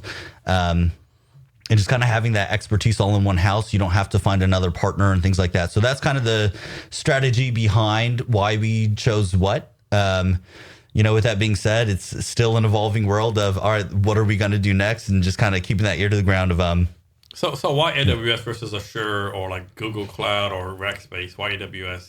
Yep. That's a great question. And, you know, being selfish, it's not having that Obviously experience. your background helps, yeah. Yep. And once again, you know, even the AWS ecosystem, literally a couple clicks and a partner fee. Yeah, you're an AWS partner. How do you go about climbing the tiers? You know, and knowing the right folks to talk to. Hey, we want to be looped in, let's say, to healthcare customers in the startup side of things. You know, I know a lot of folks of like, hey, here's what we're doing here so we can help your customers. And so it really is just kind of organically, hey, that's kind of where our network is at. So let's just start here. So one thing I always thought about frustrated by tech, right? Maybe just me, like, pose like you're trying to solve something with tech, right? There's some kind of problem you can't figure out. And someone says, oh, just do this. You're like, what? Like, well, are you fucking kidding right now? Is this right all the time? Like, so many tech problems, like, man, like, are you kidding me right now? It's like, it's so simple, but you don't know, right? And, you know, that's one of the things I like about the Vibathons, kind of going back to that of it is funny. Hey, this is people talk about, hey, this is the business use case I have. Here's the problem I'm seeing. And it is so daunting, and they would be surprised of, you know, even though we just, let's say, build something that could walk you through it, when we build out the architecture diagram and show how the different services are going to work together when we deploy it into production, it's always interesting to kind of see, you know, depending on their technical background, just seeing how it all works together and just that light bulb. Oh, wow, this is going to work, and this is how it all gets pieced together. I think another thing too, and this is my opinion again, I don't think people realize this. Everyone think this tech is great to solve problems, but I don't think people realize like how much of back-end tech, for lack of a better term, is put together by duct tape, right? And you know, a shameless plug for Loop 8. That's the biggest problem is we want to build it right, but also the strategy behind it as well, and make sure the strategy is correct. You know, so one of the biggest industries that we do work with, it is a lot of like healthcare life science companies. You can't, you know, put it together with duct tape, right? All the compliance efforts and, you know, let's say, hey, there is a data breach, or hey, you're out of compliance. Oh, that's a big headache for everybody involved, right? So that's the other reason for these partnership programs is connecting with the right folks to build it out right. Because, you know, I've seen, you know, some organizations that, hey, our, let's say, software crashed and, hey, we didn't build it right. Hey, it's not scaling properly. Those are some of the common pain points. And that's why, you know, I definitely advise not to be, quote unquote, building with the duct tape of, oh, you know, I could just deploy this or do that and it's good. But truly have that strategy behind it. The other big thing, and we'll just, I'll jump into this when it comes to like the AI strategy. You know, it's easy to give a thumbs up and say, hey, we're using AI. There's the big doomsdayer scenario that we're all hearing. We're all going to lose, you know, jobs to AI and this and that, right? There's a lot of organizations who, hey, that's the way they went about it of, cool, I could alleviate this department with AI. And there was no strategy behind it. Now, what they're saying is, okay, yeah, the AI costs money. Okay, hey, we didn't see this coming. It's kind of fucking expensive. And now the added investment of hiring those folks back. So here at Loop 8, the way we go about it is like we want strategy behind it, and it starts with, you'll hear us verbalize this quite a bit, the human in the loop when it comes to like AI and cloud. We want to optimize that human experience and you know, build solutions that solve those pain points, not necessarily oh, hey, this is, you know, from a 10,000 foot view, going to solve all your problems and make hasty decisions, right, when it comes to like the big scheme of things. So I always say, like, to that point, it's the AI strategy and making sure things are built right, not necessarily, okay, the duct tape, you know. Definitely. So is tech debt really a bad thing, and does Loop 8 help with tech debt? Yes.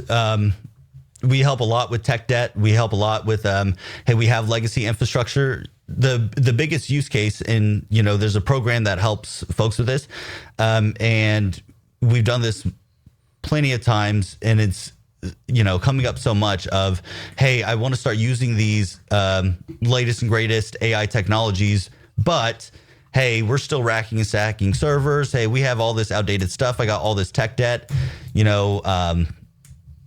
hey, I really need somebody to come in and help me fix this. We've seen that so much. There's a program called MAP, Migration Acceleration Program, that we could come in and pretty much optimize and really help modernize the infrastructure. And cool. Now, next step, we could focus on the AI, and we could focus on, the different data initiatives or whatever that may look like next. But that is one of the biggest pain points that we help a lot of folks solve is, I can't do all this over here because I am still working with these legacy, technologies, and, the technical debt is, really bad, and the CTO with his back against the wall of, oh my gosh, I'm way in over my head. What do I do to fix this? To where you could start competing because you're using newer technologies. We definitely do a lot of those use cases. Cheers. Cheers. Top of this podcast, I don't know if you still do it, called Cloudy with Chance of Awesome. Do you still do that? Yes, that's the exciting thing. And we pressed the pause button. Long story short, my co-host Hayden, a lot of great, beautiful family things that, he pressed the pause button to really prioritize. So he just got married, and now we're going to pick it back up. It is very AWS focused, but kind of on the conversation today. Hey, I'm interested in AWS. How do I understand these exclusive programs? How do I get the most out of it? What are some of the, everybody wants credits to offset the monthly bill. What are some ways I could go about that? So it is kind of like inside tips and tricks, but also, hey, what's next? What is AWS doing? Just getting that insider look. So we're picking that back up. Stay tuned. We're looking at releasing the next episode into August and kind of starting a new series. So I don't know if many people know about this, but AWS actually has a really good program. I think it's called AWS for Startups. Can you give us a background on that or talk about how that works? Yep. You'll hear the main, so there's a lot of sub, programs in that, but the big one is Activate. So if I'm a new organization or a new founder, and let's say, hey, I got my base team, we're building these items, AWS is going to allocate, credits to offset that monthly bill. And just kind of going backwards, the way AWS does the payment is, think of like an electric bill. If you spin up a server in the cloud and then turn it off, okay, you're just paying for that small amount of time that it was up. Hey, if you have a bunch of servers on all the time, running 24/7, all right, yeah, you're going to see, pay for that and see a big difference. So a lot of these programs are really focused on helping new startups and customers, hey, let me focus on innovating. Not necessarily, hey, let me just do the bare minimum when it comes to the bill because, maybe they haven't raised funding yet, or maybe, they haven't found the exact architecture they want to go with, right? They're able to kind of experiment and get that strong start. So AWS Activate is a great one. What tacks on with that is it's called the AWS Proof of Concept funding. But what it's going to do is allow a partner like Loop 8 to come in and say, all right, you have this core team. Why not slide in our engineers to help build out some of the, important components? So, a good example, the life science company that we're working with, we helped them achieve high trust compliance. They're able to go to investors. And this is a pretty cool story. They raised 16 mil in a Series A funding. And that's pretty impressive.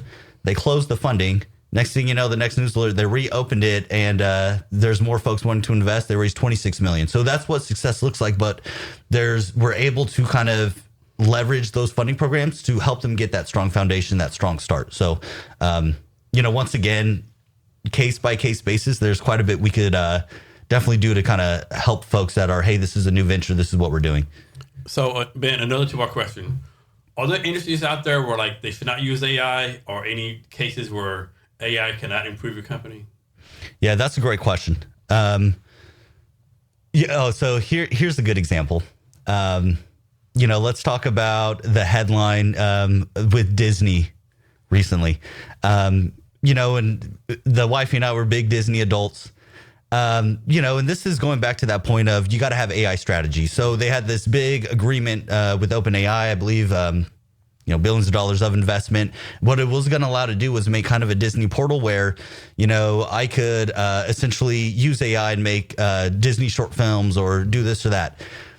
The biggest business use case for Disney is literally having, rights to characters, making it exclusive, and kind of curating that Disney magic, whether that's a movie or going to the parks. And there's so many small details within that, right? So have you ever heard of the the princess rule where they could only look front? They never look at each other. Yeah. And, hey, that helps the Disney merchandise sell, things like that. Why would you ever give that away to, just anyone and everyone to just create whatever, right? So I always bring up that use case of, all right, why would they do that? It doesn't make sense, but it came from the pressure of we got to do something AI related. And once again, going back to that point of what was the strategy behind that? And, end result, okay, they backtracked. This isn't a good idea. And, it's a rumor, but it turns out they're going to start an illustration team and kind of get that old-fashioned old-fashioned cartoon for the next, Disney princess movie. That's a cool use case where, okay, you rushed into this AI initiative with the pressure of, we got to show we're doing something, and it wasn't the right fit, right? And that's where it's so important to have a strategy, a product roadmap, a plan of this is where it makes sense. So, with that being said, though, I think everybody's going to be using AI in a lot of ways. And it's important to connect with the right folks to help make it make sense, right? So I use that example. So I would say that's a good one of, hey, AI was not a good fit, but obviously does Disney use AI? Yes. There's probably a million other ways to use it, but it was that use case of I was scratching my head of okay, does this make sense? What's the end result going to be? I don't know how you do it. How cool would it be if you have your daughter and somehow use the AI to bring Moana into your fucking bedroom, right, and play with Moana, some kind of way, right? Yep. And there may be, some things like that, but let's go to, I got 3 boys. They're excited about the new Spider-Man movie coming out. Okay, just flooding all that of, hey, here's all this content, but none of it matches up. And that would, how do I say this? The big storyline, let's say, with the Marvel Cinematic Universe, how to say this? You're going to just allow a lot of folks to make a lot of noise. Yeah, when that's true. Disney's business model is about, hey, those exclusive rights in movies. Yeah, and there's some goodness. Also, exclusivity, however you say that word, right? Yep. There's goodness in that, too. But, it's just one of those use cases. And that, the powers that be over there said, you know what, this isn't the right direction. But that's so important to understand when it comes to your AI initiatives. The reason and the why behind it, going back to the SPIN acronym. Okay, cool. Maybe there's a surface level problem. Maybe there's this, but we got to really dive deeper and understand what is that really, really tight pain point that if we solve with AI is really going to make the business run more efficiently. It's going to, help empower your employees instead of taking the approach of we got to do something and we're making hasty decisions, So that's kind of that consultancy AI strategy that we do. So totally random, right? So like you said before, every company needs to be an AI company. Like I have a firm belief every company needs to be an AI company and a media company, right? Mm-hmm. So putting on the spot again, you're a CEO of a cowboy hat company. How do you utilize AI media to make your company better? Yep. And it's funny because a lot of the big use cases that I'm seeing with small, medium-sized businesses, we get directly into media and kind of that, hey, how do I optimize this? So we're literally doing this use cases. There was a fashion organization that we did. Hey, let's use, AI to really showcase the new product line. Hey, does it go with this outfit? And we kind of made this tool that, with all the different array of items that this fashion business had on hand, you're able to kind of do a virtual look of let me put all the pieces together. So for selling that cowboy hat with the AI, hey, what would that look like on me with also, the leather boots that you have for that lineup? And then, you got to have the belt buckle to go with it. And, we can do things there. Depending on how big your team is, the other big one I'm seeing is I can't keep up with the social media and updating the catalog. And there's some smart ways that, we could use, let's say like an AWS, like Nova model, which, could help, let's say I take a picture of the hat right now, but the lighting just isn't where it is, or, maybe we want to have a 360 view or whatever that may look like. We could start using AI to kind of automate those things, and the pain point of spending all the time to really manage all that. We could definitely, we built tools in place to literally help small business owners automate kind of that tedious work. And how long have you been with Loop 8 so far? Yes. So, Loop 8, we're a very new startup once again. So it's been about 8 going on 9 months. Okay. Now, with that being said, we're not new to the space. There's a lot of experience, but it has been, how do I say this? Already we're seeing kind of that hockey stick. It's been a fast, last couple of months growing and scaling. What's a sales technique that you tried and you're like, man, this ain't working, and you quickly got rid of it? Okay. So, and I always get a lot of slack for this one. Have you heard of the book, The Challenger Sale? Yeah. Yeah, I always get in trouble because I know it's supposed to be the end-all be-all sales methodology book. I cannot stand that book. Yeah. And I cannot stand it because, first off, literally a majority of the book is trying to sell the idea that we did this study and you got to do this, this, and that to close the most deals. But there's all these other personas. What were they doing to close even the percentages? And, they kind of template people. I believe it's like 5 different categories, and the challenger is going to sell the most. But, maybe the person that was more passive had a better rapport with one of the business leaders and was able to close the deal. The study to really showcase that, and then kind of the action items behind it. Early on in my sales career, I was really pushed to, dude, you got to do the challenger method and the challenger sale. And I did not see success in all honesty. I know a lot of folks, hey, it does resonate with them, and, that's great. Kudos to them. Yeah. But it was just that. I always get slack of like, oh, you don't like challenger sale? No. Here's one for you.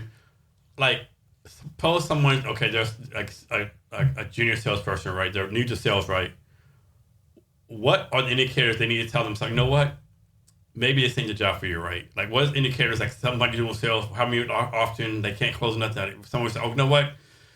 Man, this is not the career for me. Yeah, and it goes back when it comes to resiliency, that's a big Army word. And I always loved it was summarized to me of, you got to be the tennis ball, right? Things are bad and you're falling. Do you bounce back up? I have seen a lot of folks have, successes, but you'll always also have the downs as well. How do you come back from that place and get things back on track? How do you stay motivated? Everybody starts, let's say that sales development, business development role where you're making 100 dials. And there's folks I'm coaching now. Yeah, you made the 100 dials and didn't, get any success. How do you wake up the next day and be motivated and get right after it again? But, there's that picture online of the guy with the pickaxe and, the diamond's coming up. Yeah. Yep. He's turning away and he was so close. If there's one more hit, he was like, got it. Yeah. Yep. So that's what I think of, it is a mentality thing, but, are you going to keep trying? Are you going to keep bouncing back? Or, hey, this is it for me. Let me walk the other direction. And with that being said, sales is not for everybody. I want to, so like sometimes it is that self-discovery. Yeah, you gotta have some mental strength, right? Yep. Just like, doing the coding and engineering stuff for me, I was not a good fit, right? Yeah. And I think it's just finding that mold for everyone. So, I think it's on your website. That's like 30 to 50% cost reduction, 95% plus accurate data. All these stats, right? Like, can you validate these stats? Like, can you prove these stats? Like, can you talk about why these stats are important to you? All that kind of stuff. It goes back to that conversation of tech debt, right? And some of the legacy systems. So pretty much here's the homework for Loop 8. The scenario of, hey, I'm the CTO and, I can't innovate with AI because all the legacy systems I have. Essentially the homework for us, we have to submit to AWS architecture diagrams, and here's their current cost, and here's what the current cost is going to look like, on AWS long term. So we are able to get those numbers and do the math, and people are seeing those, overall efficiencies and price decreases. The other thing as well is, the credit programs and things like that. If it's big enough, there's private agreements you could sign with AWS, et cetera, right? But we want to get that number low. Hey, you have the right technology. And the current bet with AWS is that savings that we free up, that's going to be the next phase we do. And now, look, I got budget to innovate and start doing more stuff with AI or data or this or that, right? And so that is why there's so much investment in this of helping folks get things done the right way. And they're investing quite a bit of money to do that. Because, those are legit numbers and we have to submit, all right, from where they're at today versus where they're going to go tomorrow and have those calculations. So talk about this, right? I think a lot of times when people reach out to you and say, I want to be a partner, what they really mean is, I want you to do all the work and I can take all the advantage and I take advantage, right? So how's AWS and Anthropic and Databricks like a really true partnership for y'all? Yes. There's a few ways we all interact with each other. And the thing I like about it, and I'll first talk about AWS since, that is kind of the main umbrella that we work under. But, there's a few ways to work. First, are they going to send us deals and introduce us to the right customers that would be a good fit for us to work with? But also, we introduce them as well to, the customers in our network from our, different go-to-market strategies, right? So there's a good mutual fit there. And, Databricks and Salesforce, et cetera, they all do the same. The other thing is just, hey, if it's the right use case, and once again, being the sales guy and being able just to be like, hey, look at all this investment we're pulling and offsetting that cost, it makes a very strong case of, hey, this is a no-brainer. Let's sell to the other stakeholders within your company. Let's get everybody on board. And so even though, Loop 8 does the hands-on work, the different organizations that we do partner with, just the ways that they support us, whether, it is that investment or, hey, there's a very new AWS service and they bring on a specialist to help educate the customer and just kind of, hey, the subject matter expert for this very new thing is able to come in and help. And, it really is a co-sell ecosystem that I would say, when it comes to the word mutual, there's no gripes and complaints from what I see of, it's very even of, cool, the hands-on support and the ways that we help each other. And, once again, it's always a different use case and there's all the different things that AWS does. And so it's just nice to kind of have that partnership and the availability for any resources we may need or, things like that. So, honestly, that's hopefully that summarizes that question. So, Ben, what's a myth about sales you want to debunk right now?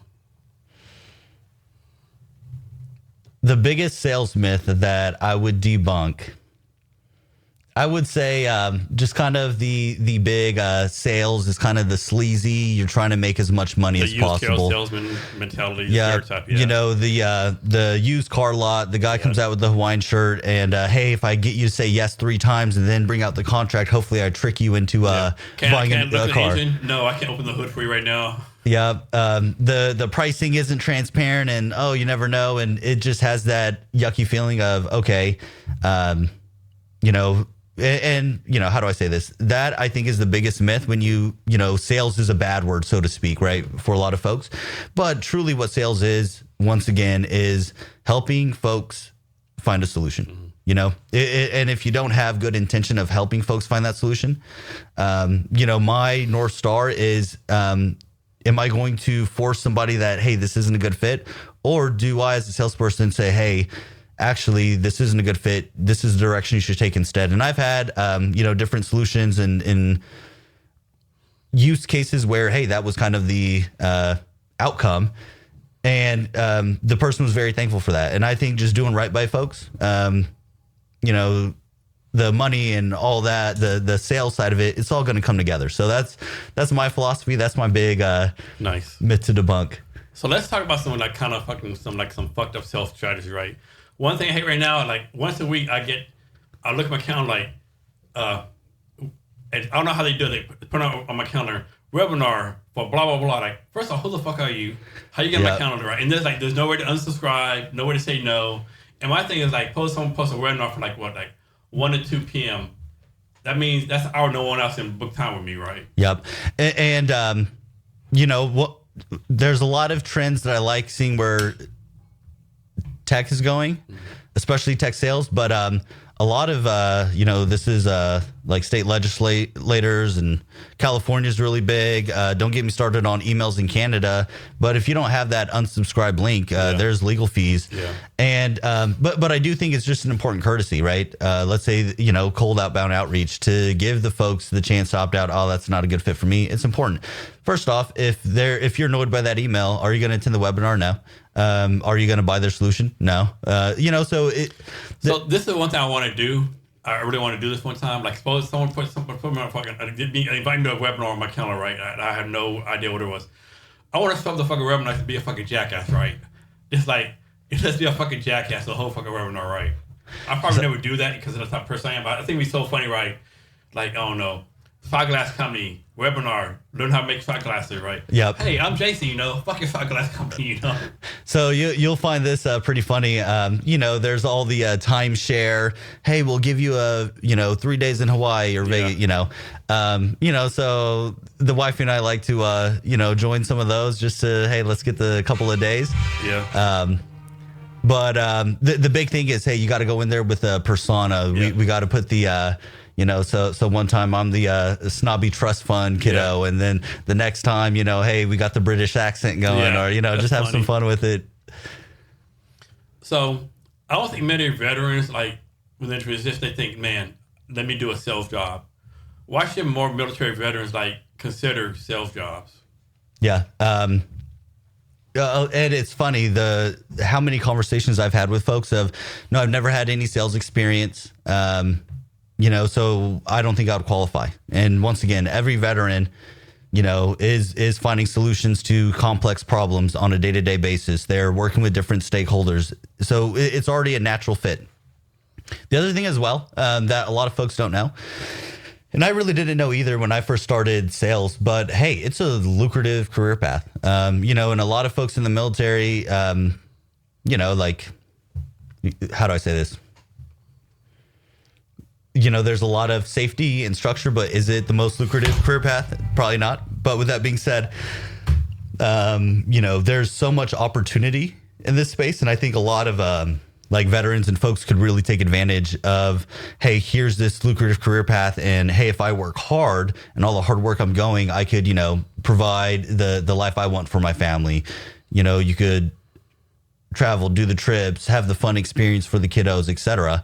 And that is probably the other big reason why I think a lot of veterans should start looking into sales career paths. So with tech sales, right? How how do you determine how long the sales process should be?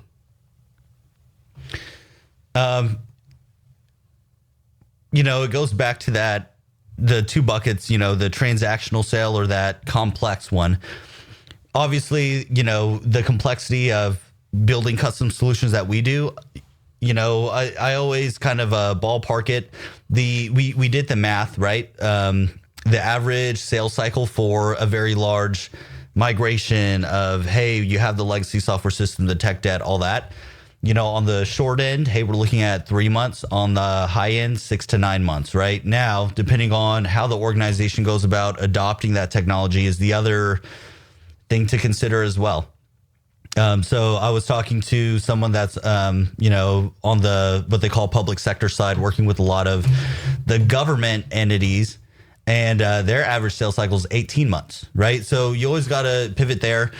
But my biggest thing is, okay, what are some of those common pit holes that lengthen the deal, and how do we alleviate that? Pretty much what I've been seeing from a lot of folks is, there may be some items on our end that we got to get together, but the faster we can move and just get this done with, the happier they're going to be.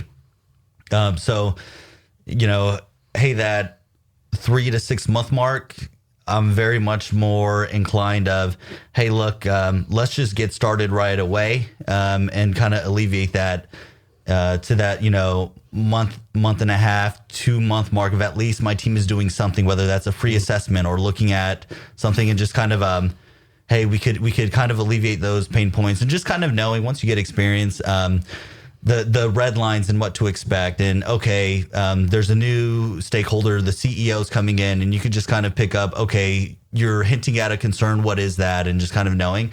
So I will say the more experienced a salesperson is, the shorter you also see that kind of streaking down. But with that being said, especially the space that, a lot of the AWS cloud use cases fall under, there's always so many different variables to consider. But, for a complex sale, being that 3-6 month, that's kind of standard industry based. And so, Lupe, you're a remote first company, correct? Yes, correct. Can you talk about some of the challenges of doing that? Yeah, pros and cons, so to speak. Yes. So I prefer it just because, when it's, hey, I got to go to the office. Maybe I'm connecting with somebody in one of the offices, like an AWS account manager, or I'm hosting a customer event. I do like the freedom just to kind of bounce around. The challenging part is, that in person, let me tap you on the shoulder. Hey, how do you do this? There's so much goodness in that. Yep. And, there's, the stand-up meetings and virtual, and like we got a good process in place, but now we're doing, it's a Lupe tradition now, but at least once a month we want to do a Builders Day. We all just fly in one location and get together and, start build, depending on what it is, we're, the last one, we're developing some internal tools just to really automate some of the manual tasks that we found for our team. But, so we do want to, as much as we can, recreate that environment once again of, hey, I'm right next to you. I can see what you're working on. We could talk and collaborate. So, there's always going to be those pros and cons, but my day is always so different. Hey, here's a tech event. And then the next day I'm having a coffee chat with somebody, and the next day, bouncing around. So it fits me just because I don't like the Monday and, hey, I'm in the office doing the same thing every day. But I know a lot of folks like that, and we are getting a lot of things together to where we could still have that balance of we're all in one place together. I think it's a challenge. I think a lot of people, like, all the stats show remote work is like better, but I don't think a lot of people are being honest. Right? Like me personally, I can't work from home, right? If I work from home, I'm eating 10, 20,000 snacks. I'm binge watching Netflix. I'm fucking day drinking. The wife is like, you're not working, come do this for me, right? But then again, do I want to go fucking be in a cubicle from 9 to 5 every day? No, right? Yeah. I think most people are not honest with themselves, right? And that is why I do like the setup we have. We have a lot of freedom and flexibility, and everybody kind of manages their own day. But to still have those times to look forward to where we're all together, like it is needed, especially as, our team is growing and scaling. I want to say the last 2 months we almost doubled in size. So I think the perfect situation is if you can come in once a week on a Wednesday, right? Just come to the same place on a Wednesday. Of course, you can't do it like you're people in San Francisco, Dallas, or Vietnam. We can't do that, of course, right? And another thing too, I told you up top, right? Their stats have proven like when companies lay off people, they're laying off remote workers first because, right? Suppose I work for you, right? And then Tom Brown works for you. Tom Brown comes to office every day. You see me on fucking Zoom once a week, right? We have a relationship, right? Yeah. I don't know Jason. Fuck Jason. Get the fuck out of here, right? Where Tom Brown, maybe the less working, but you're having drinks, you're doing stuff with them, right? But that is why, the remote, but there's the hybrid component to it as well, where we could meet network. Yeah. You see the headlines of, hey, we want folks in the office. There's a lot of orgs 5 days a week. Yeah. I do like that. Hey, a Tuesday, Wednesday, or Thursday, hey, middle of the week.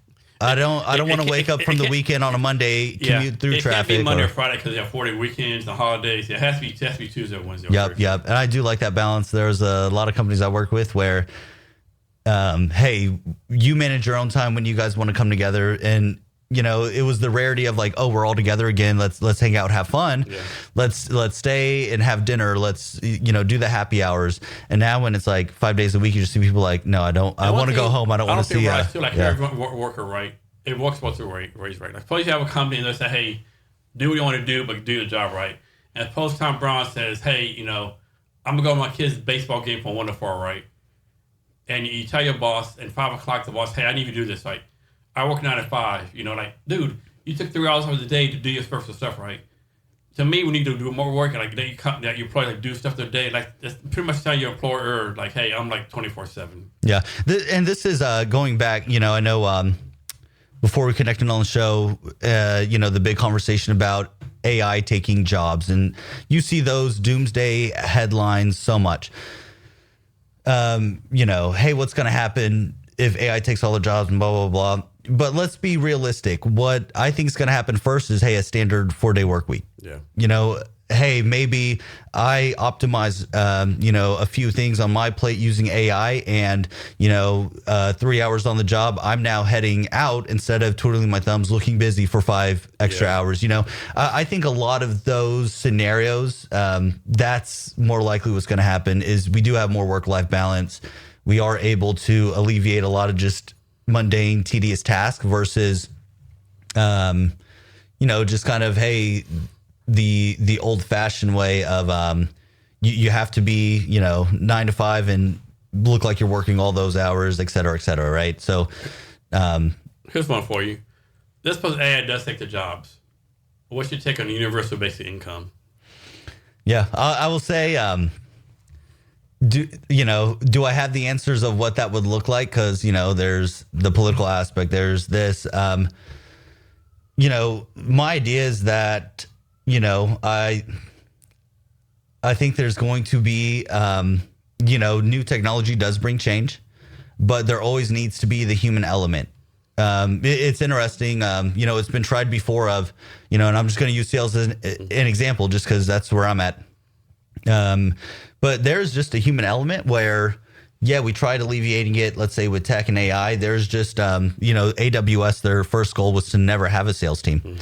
But they realized that we can't automate this. Humans want to talk to other humans. There's always going to be that human element. I don't think that goes away. A good example, hey, a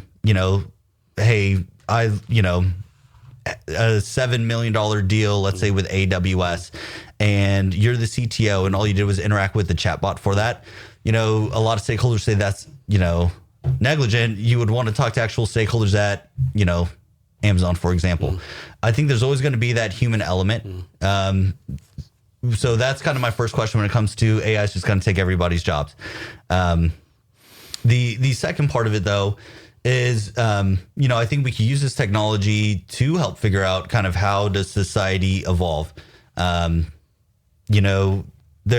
a lot of ways that we could use this to make the world a better place. And, it's not a technology problem, but there is the humankind problem, if you will. In today's day and age, we do have already huge, the biggest wealth disparity ever recorded, right? We're already in this place of, hey, things are, tight for a lot of folks financially, things like that. And that was before, the AI buzz started, right? So I think it's more about, I think there's always going to be the people element. I don't think AI would ever take all jobs, but also when it comes to basic income and kind of, how do we alleviate a lot of these problems? It is going to be, it's definitely a, humankind problem. And how are we going to come together and fix that? Also, problems like, let's say climate change or, there's not even a place on the map you can point to where, very few places where the country isn't actively in a conflict, with another country, right? So I think more the doomsday headlining is, the technology is not the scary part, but I think, hey, what are people going to do next? I think is, I always try to be positive. I have high hopes in that, the world's going to get better. But with that being said, it is a people problem, I would say, of as a society, where do we go next? And I hope, when it comes to problems such as like wealth disparity, et cetera, we're able to start doing better than what I feel like historically we've done. Yeah, with that, I don't think people realize that's always been a problem or a solution. Maybe like 1900s, you had like J.P. Morgan, Carnegie, Vanderbilt, right? Mm-hmm. There's always been people rich as fuck, right?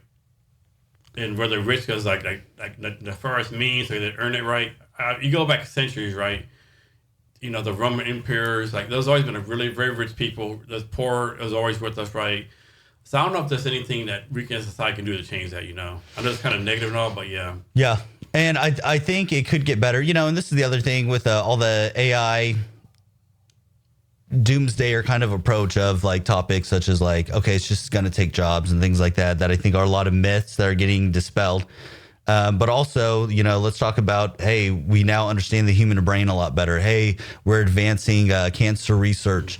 I do think there's a lot of applications that we'll look back and say, hey, once again, it's a humankind people problem. We use this for good.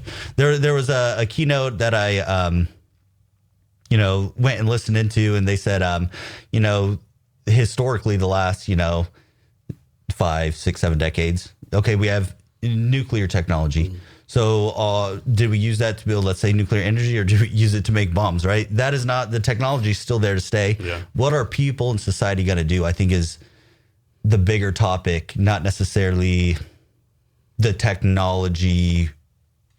It's going to disrupt the world as we know it. I feel like the world's already disrupted in a lot of ways, depending on how you look at it. So, yeah, I know. To me, of course, humankind does a lot of bad things, but to me, I think there's a good thing about humanity. Like, man, the fact we have not killed ourselves with nuclear weapons, right? To me, it's amazing.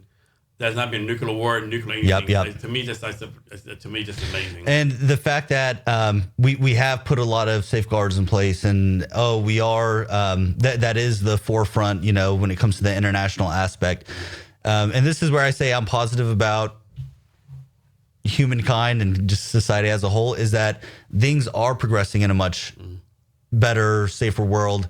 Is there a lot more to do? Yeah. Yes, but like all the stats, like we live longer, disease are getting raised. Like that kills me when people say this is the worst time to be alive. Like, were you alive during the Holocaust? Yeah, like we're alive during the Black Plague in middle of Europe. This is not a bad time to be alive. Yeah, and I think I'm excited to see during the Deep Tech Week event you had, and there's the young man with just showing how he was able to really map out different cells and using AI to do that. Yeah. That's kind of more of what I expect is going to come. Is, hey, the world is still inching to get better, and that's that is where my positivity comes from. Of, hey, humankind will figure it out and make it a better world than what we left it generation after generation. So, that's kind of when it comes to the big doomsday AI. It's scary. It's a tool. Skynet and Terminator is going to come and take over the world. I think it's one of those myths that I think there's always going to be that people element, and once again, society. So we'll back see to where UBI. it goes. I think you might be. I'll make this up. I think 99% of people, like, they'd be happy, like, hey, pay me $80,000 a year. I stay at home, watch Netflix. I wake up, take a walk, I watch plays with kids, like nothing. But 10% of the world, like, man, like, no. Like, I need to do something, right? Yeah. And that'd be a fucking killer for them, right? So, I think of, myself, I don't ever see me retiring, and it's like, oh, you want to work your whole life? I got to be doing something. And, my dad, he just retired, I think like 5 years ago. He's worked more now, helping my mom with different projects, and, she runs a real estate business. So he's always just out and about. He's got to stay busy. I think without, work, life would be boring. I mean, retirement is basically a new concept, right? Yeah. Retirement is not, no one retired in 1895 or 1921. It's a new concept. Have you heard this term, 10 toes up? No. Feel free to walk me through it. You're going to work until you're 10 toes up. Yep. Okay. I'm picking up what you're putting down. Yeah. And that's, I had a lot of older relatives on my dad's side, and, they lived a long, fruitful life, right? But yeah, once they, late 80s, they really slowed down, and that's when all the health problems just, tack on. And I really do think there is something about being active and waking up and having a goal. Hey, this is what I got to do today is so important. What is it? The Ikigai philosophy of the small things. The reason why a lot of folks in Japan live longer is because, hey, I'm passionate about my garden. So I wake up every day and I'm excited. Or I'm passionate about volunteering at this place. And so they always have that kind of goal of something they wake up and look forward to and do something. Yeah. So back to Loop 8. What is the problem that Loop 8 solves? Yes, quite a bit. But I would say, to summarize it in 3, modernizing technical infrastructure, right? And so think of, hey, you're the technical leadership of this company. We could really help advise when it comes to, once again, we talked about it in length, the tech debt, AI, different items there.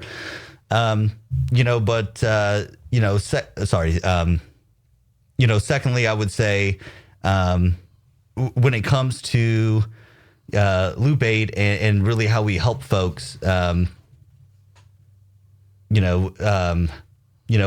really does help allow folks to innovate and focus on the art of the possible versus, hey, I have to sell you a one-size-fits-all solution. So that's, the second item. Number 3, I would say, allowing folks with no technical background to leverage the AI technologies. So once again, going back, the brick and mortar shop or SMB or the cowboy hat company, it's important to have and leverage that expertise so that, hey, the different AI ways to use AI we're still doing, we're able to be more efficient and compete with, different, folks in your industry and space. So we're doing a lot with like SMB automation, once again, having tools where folks could just kind of instantly deploy, solutions, things like that empower, let's say you're a bakery shop. Hey, we could really optimize your time. We're actually working with a distillery out in Olympia. Hey, it's a very small team. And what they want to spend their time doing is bottling and, curating the mixture, all the different administrative tasks. Hey, like, can you guys help us get some bandwidth and help us automate some of this stuff? I think that's always so cool to see, once again, these organizations that are not tech companies start innovating and adopting that tech. So, quote unquote, like, who is like your base, like your perfect customer, so to speak? Yep. So I would say your bootstrap or, early stage startups, like your bootstrap seed on the cusp of like a Series A, we could definitely help. That is very usually a lot more tech intensive. The, historical, like, I've been seeing this more in like the medium sized business, but, some smaller business we do have, different items on the technical roadmap that we need to modernize and help out. And then last but not least, once again, are those, small businesses, brick and mortar shops. So, it's kind of a span of, 3 very different ones.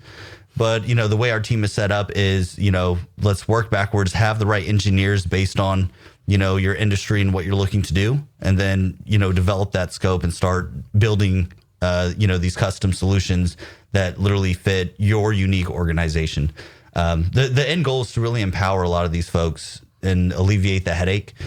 You'd be surprised, even the experienced CTOs that I've worked with, they scratch their head of like, hey, this landscape is changing so quickly.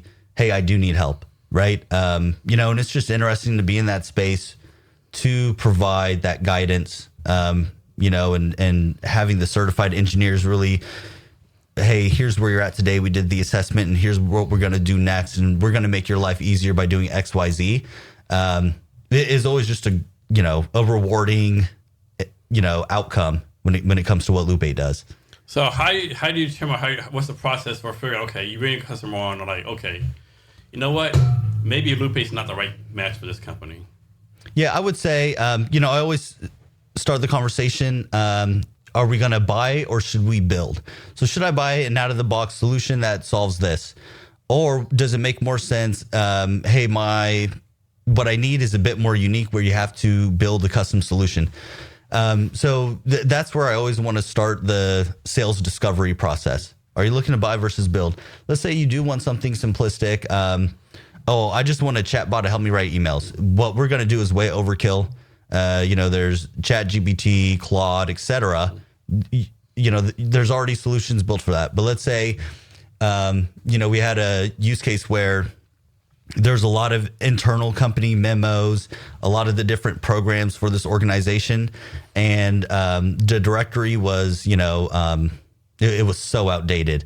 None of the, HR was bombarded of different requests, things like that. So, hey, we could aggregate all this data and have a chat bot to really help guide the employee. Hey, I want to take paternity leave, what programs are available, and literally will help guide. That makes more sense. We got to build that custom solution and have aggregate the data and have that custom chatbot, let's say, where that would be a good fit versus, hey, if you just want something simplistic where there's already a solution you should buy, I would say that's where, I'd be the first to say maybe you should go this direction, and there's a lot of different resources there. But it's more of like, hey, that organization is experiencing such a unique pain point that, we could come in and once again build those solutions for them. What's your take or viewpoint on the tech scene in Seattle?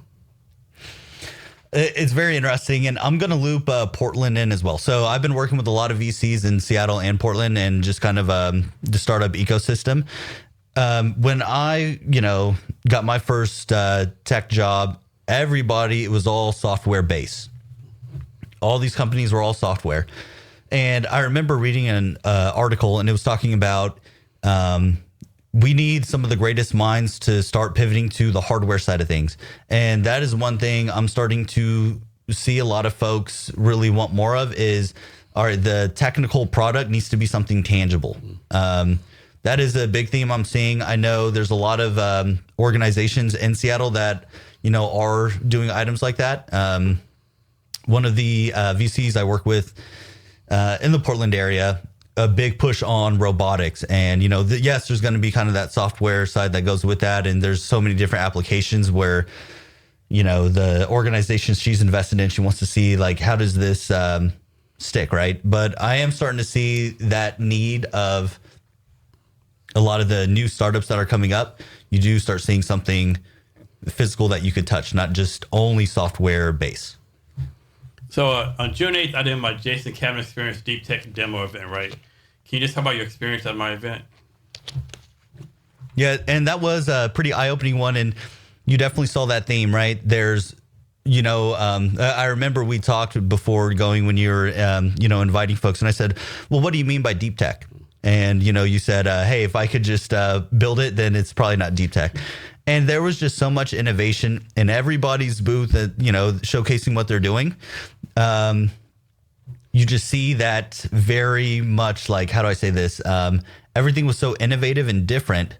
And with that being said, there was a lot of like tangible products. I know there's a few companies doing items with like drone footage and helping map out surveying land and things like that.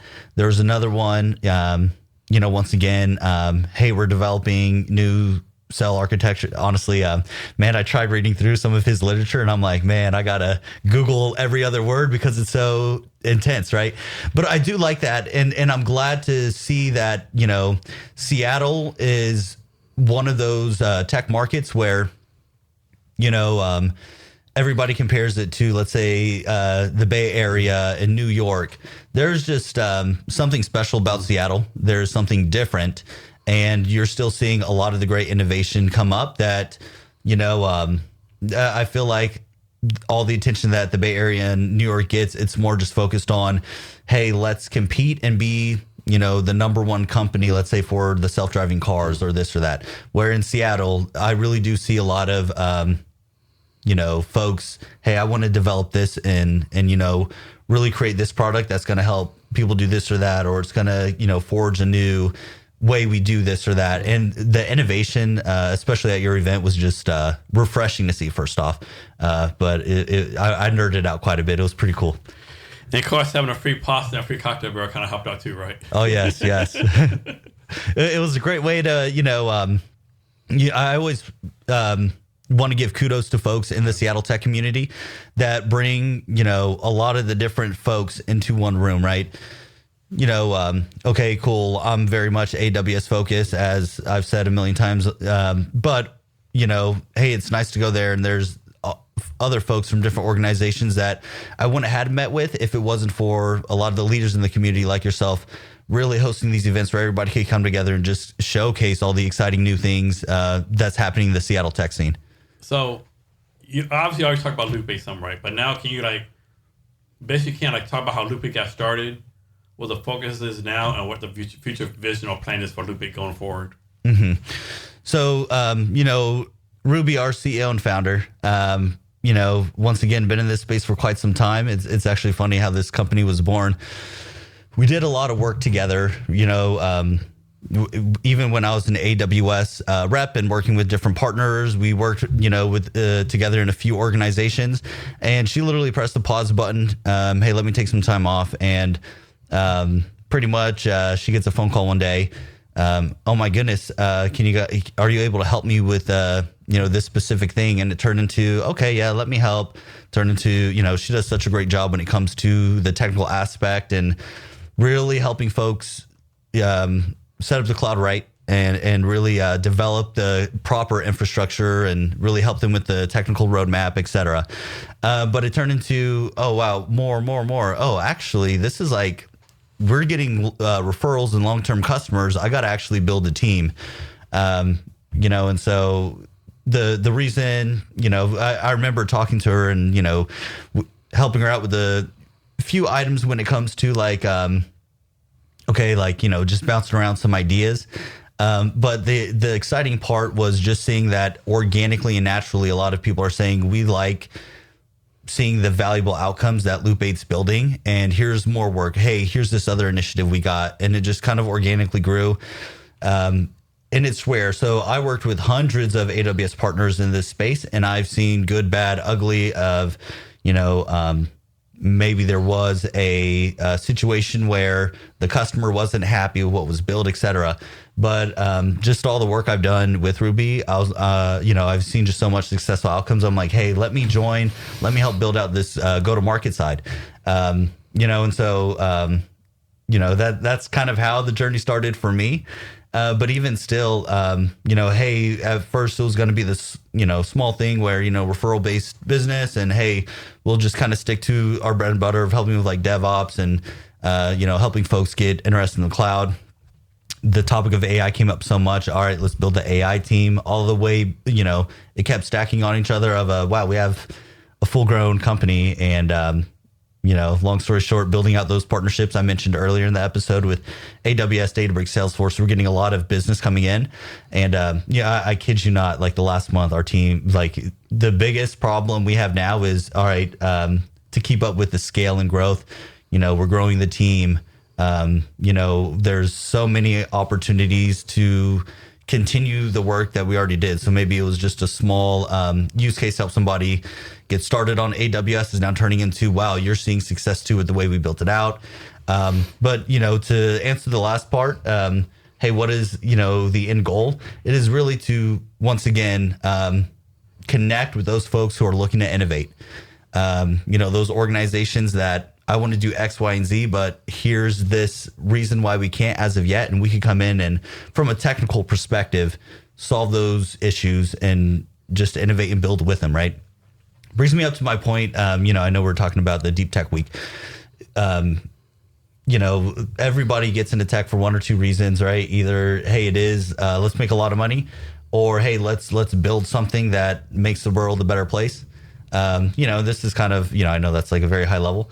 But I do like our team, the way we're helping folks innovate. That is truly the mission. And there's a lot of passion behind it with our team of, the daunting task of, building out custom technical solutions. It is daunting. There's a headache, and just to really partner with folks and help them innovate and build is just a rewarding thing. So that's, still true our bread and butter and what we're looking to continue doing. And, it's exciting. So, definitely keep an eye out for us of what we do next when it comes to, we're just rapidly scaling and growing, already seeing kind of that hockey stick projections, right? So can you talk some more about how Ruby convinced you to join the team? Like a recruiting process of you, so to speak? Yeah, once, we had an early conversation, and, prior to this, we've probably known and worked with each other. She worked for a few different organizations, but they were within the AWS ecosystem when I was there, and known each other for a few years and did a lot of great work. We have a lot of success stories together. And once she was kind of, that phone conversation of just bouncing ideas around and just seeing what she's been up to, there wasn't much convincing. I'm like, man, this sounds exciting. Yeah. I want to, first off, just love her methodology and the way she approaches a lot of the things. And what I was looking for next career-wise is just to build like a go-to-market function from scratch, the sales and marketing side. And it was really just like timing. Everything's just lining up. This is great. And then it was honestly a no-brainer decision for me. Love working with Ruby. Love working with the Loop 8 team. It's been great. So Ben, is there anything else that I asked you? I have not asked you yet, or anything else you want to talk about? I will say I love this setup, especially with everybody who's been on the show and having us write our name on the wall. I do just want to say I'm just thankful once again for you, giving us the experience to come on the show and just kind of share what we've been doing. But also, once again, want to reiterate how much I appreciate what you're doing locally here in the Seattle tech scene. Thank and you. just glad to be a part of it. Thank you. So Ben, how can people reach out to you? Yes. So feel free, the Loop 8 website, loop8.io. The second one, feel free to find me. I'm very active on LinkedIn. So Benjamin King, but once you Google that, you're going to see a ton of people come up. So, but you'll definitely see, on the Loop 8 page, my profile. Feel free to, ping me, message me. The other and probably best way to get a hold of me, ben.king@loop8.io is my email address. Last but not least, if you do just want to stay tuned of just, hey, what I'm doing, feel free to also tune into Cloud with a Chance of Awesome, and you'll definitely see what we're up to there. So one thing I forgot about talk about these events you do. Yep. So, I always want to support the events. Once again, hey, it was events that helped me get started, just networking, doing things like that. The big events that we're doing is, let's look at the West Coast. All right, Bay Area, there's tech events going on all the time. We want to avoid that. Instead, what are those underserved areas? So we just did an event in Palm Springs. All right, a tech AI event there. Like what's, but the area is underserved. There's so many people who want to innovate and do these, they have initiatives of their own. Next, we're looking at like the Fresno area at an ag tech focus, type of event to help folks. But, did one in Salt Lake City, et cetera. So just kind of, all right, those growing areas that we're not going to consider, you're not considered a tech hub. You don't have folks building tech events and doing that together. We want to be there and really help, get in front of folks, educate them. Hey, here's the best way to get started and approach to, technology. And, the Vibathons and, the different things like that. So literally all up and down the West Coast is our focus, but just really tuning into more of those areas that sometimes are overlooked. So that is the big why behind it. You'll see also Loop 8 sponsors a lot of the different local Seattle events too, and a lot of events in Portland.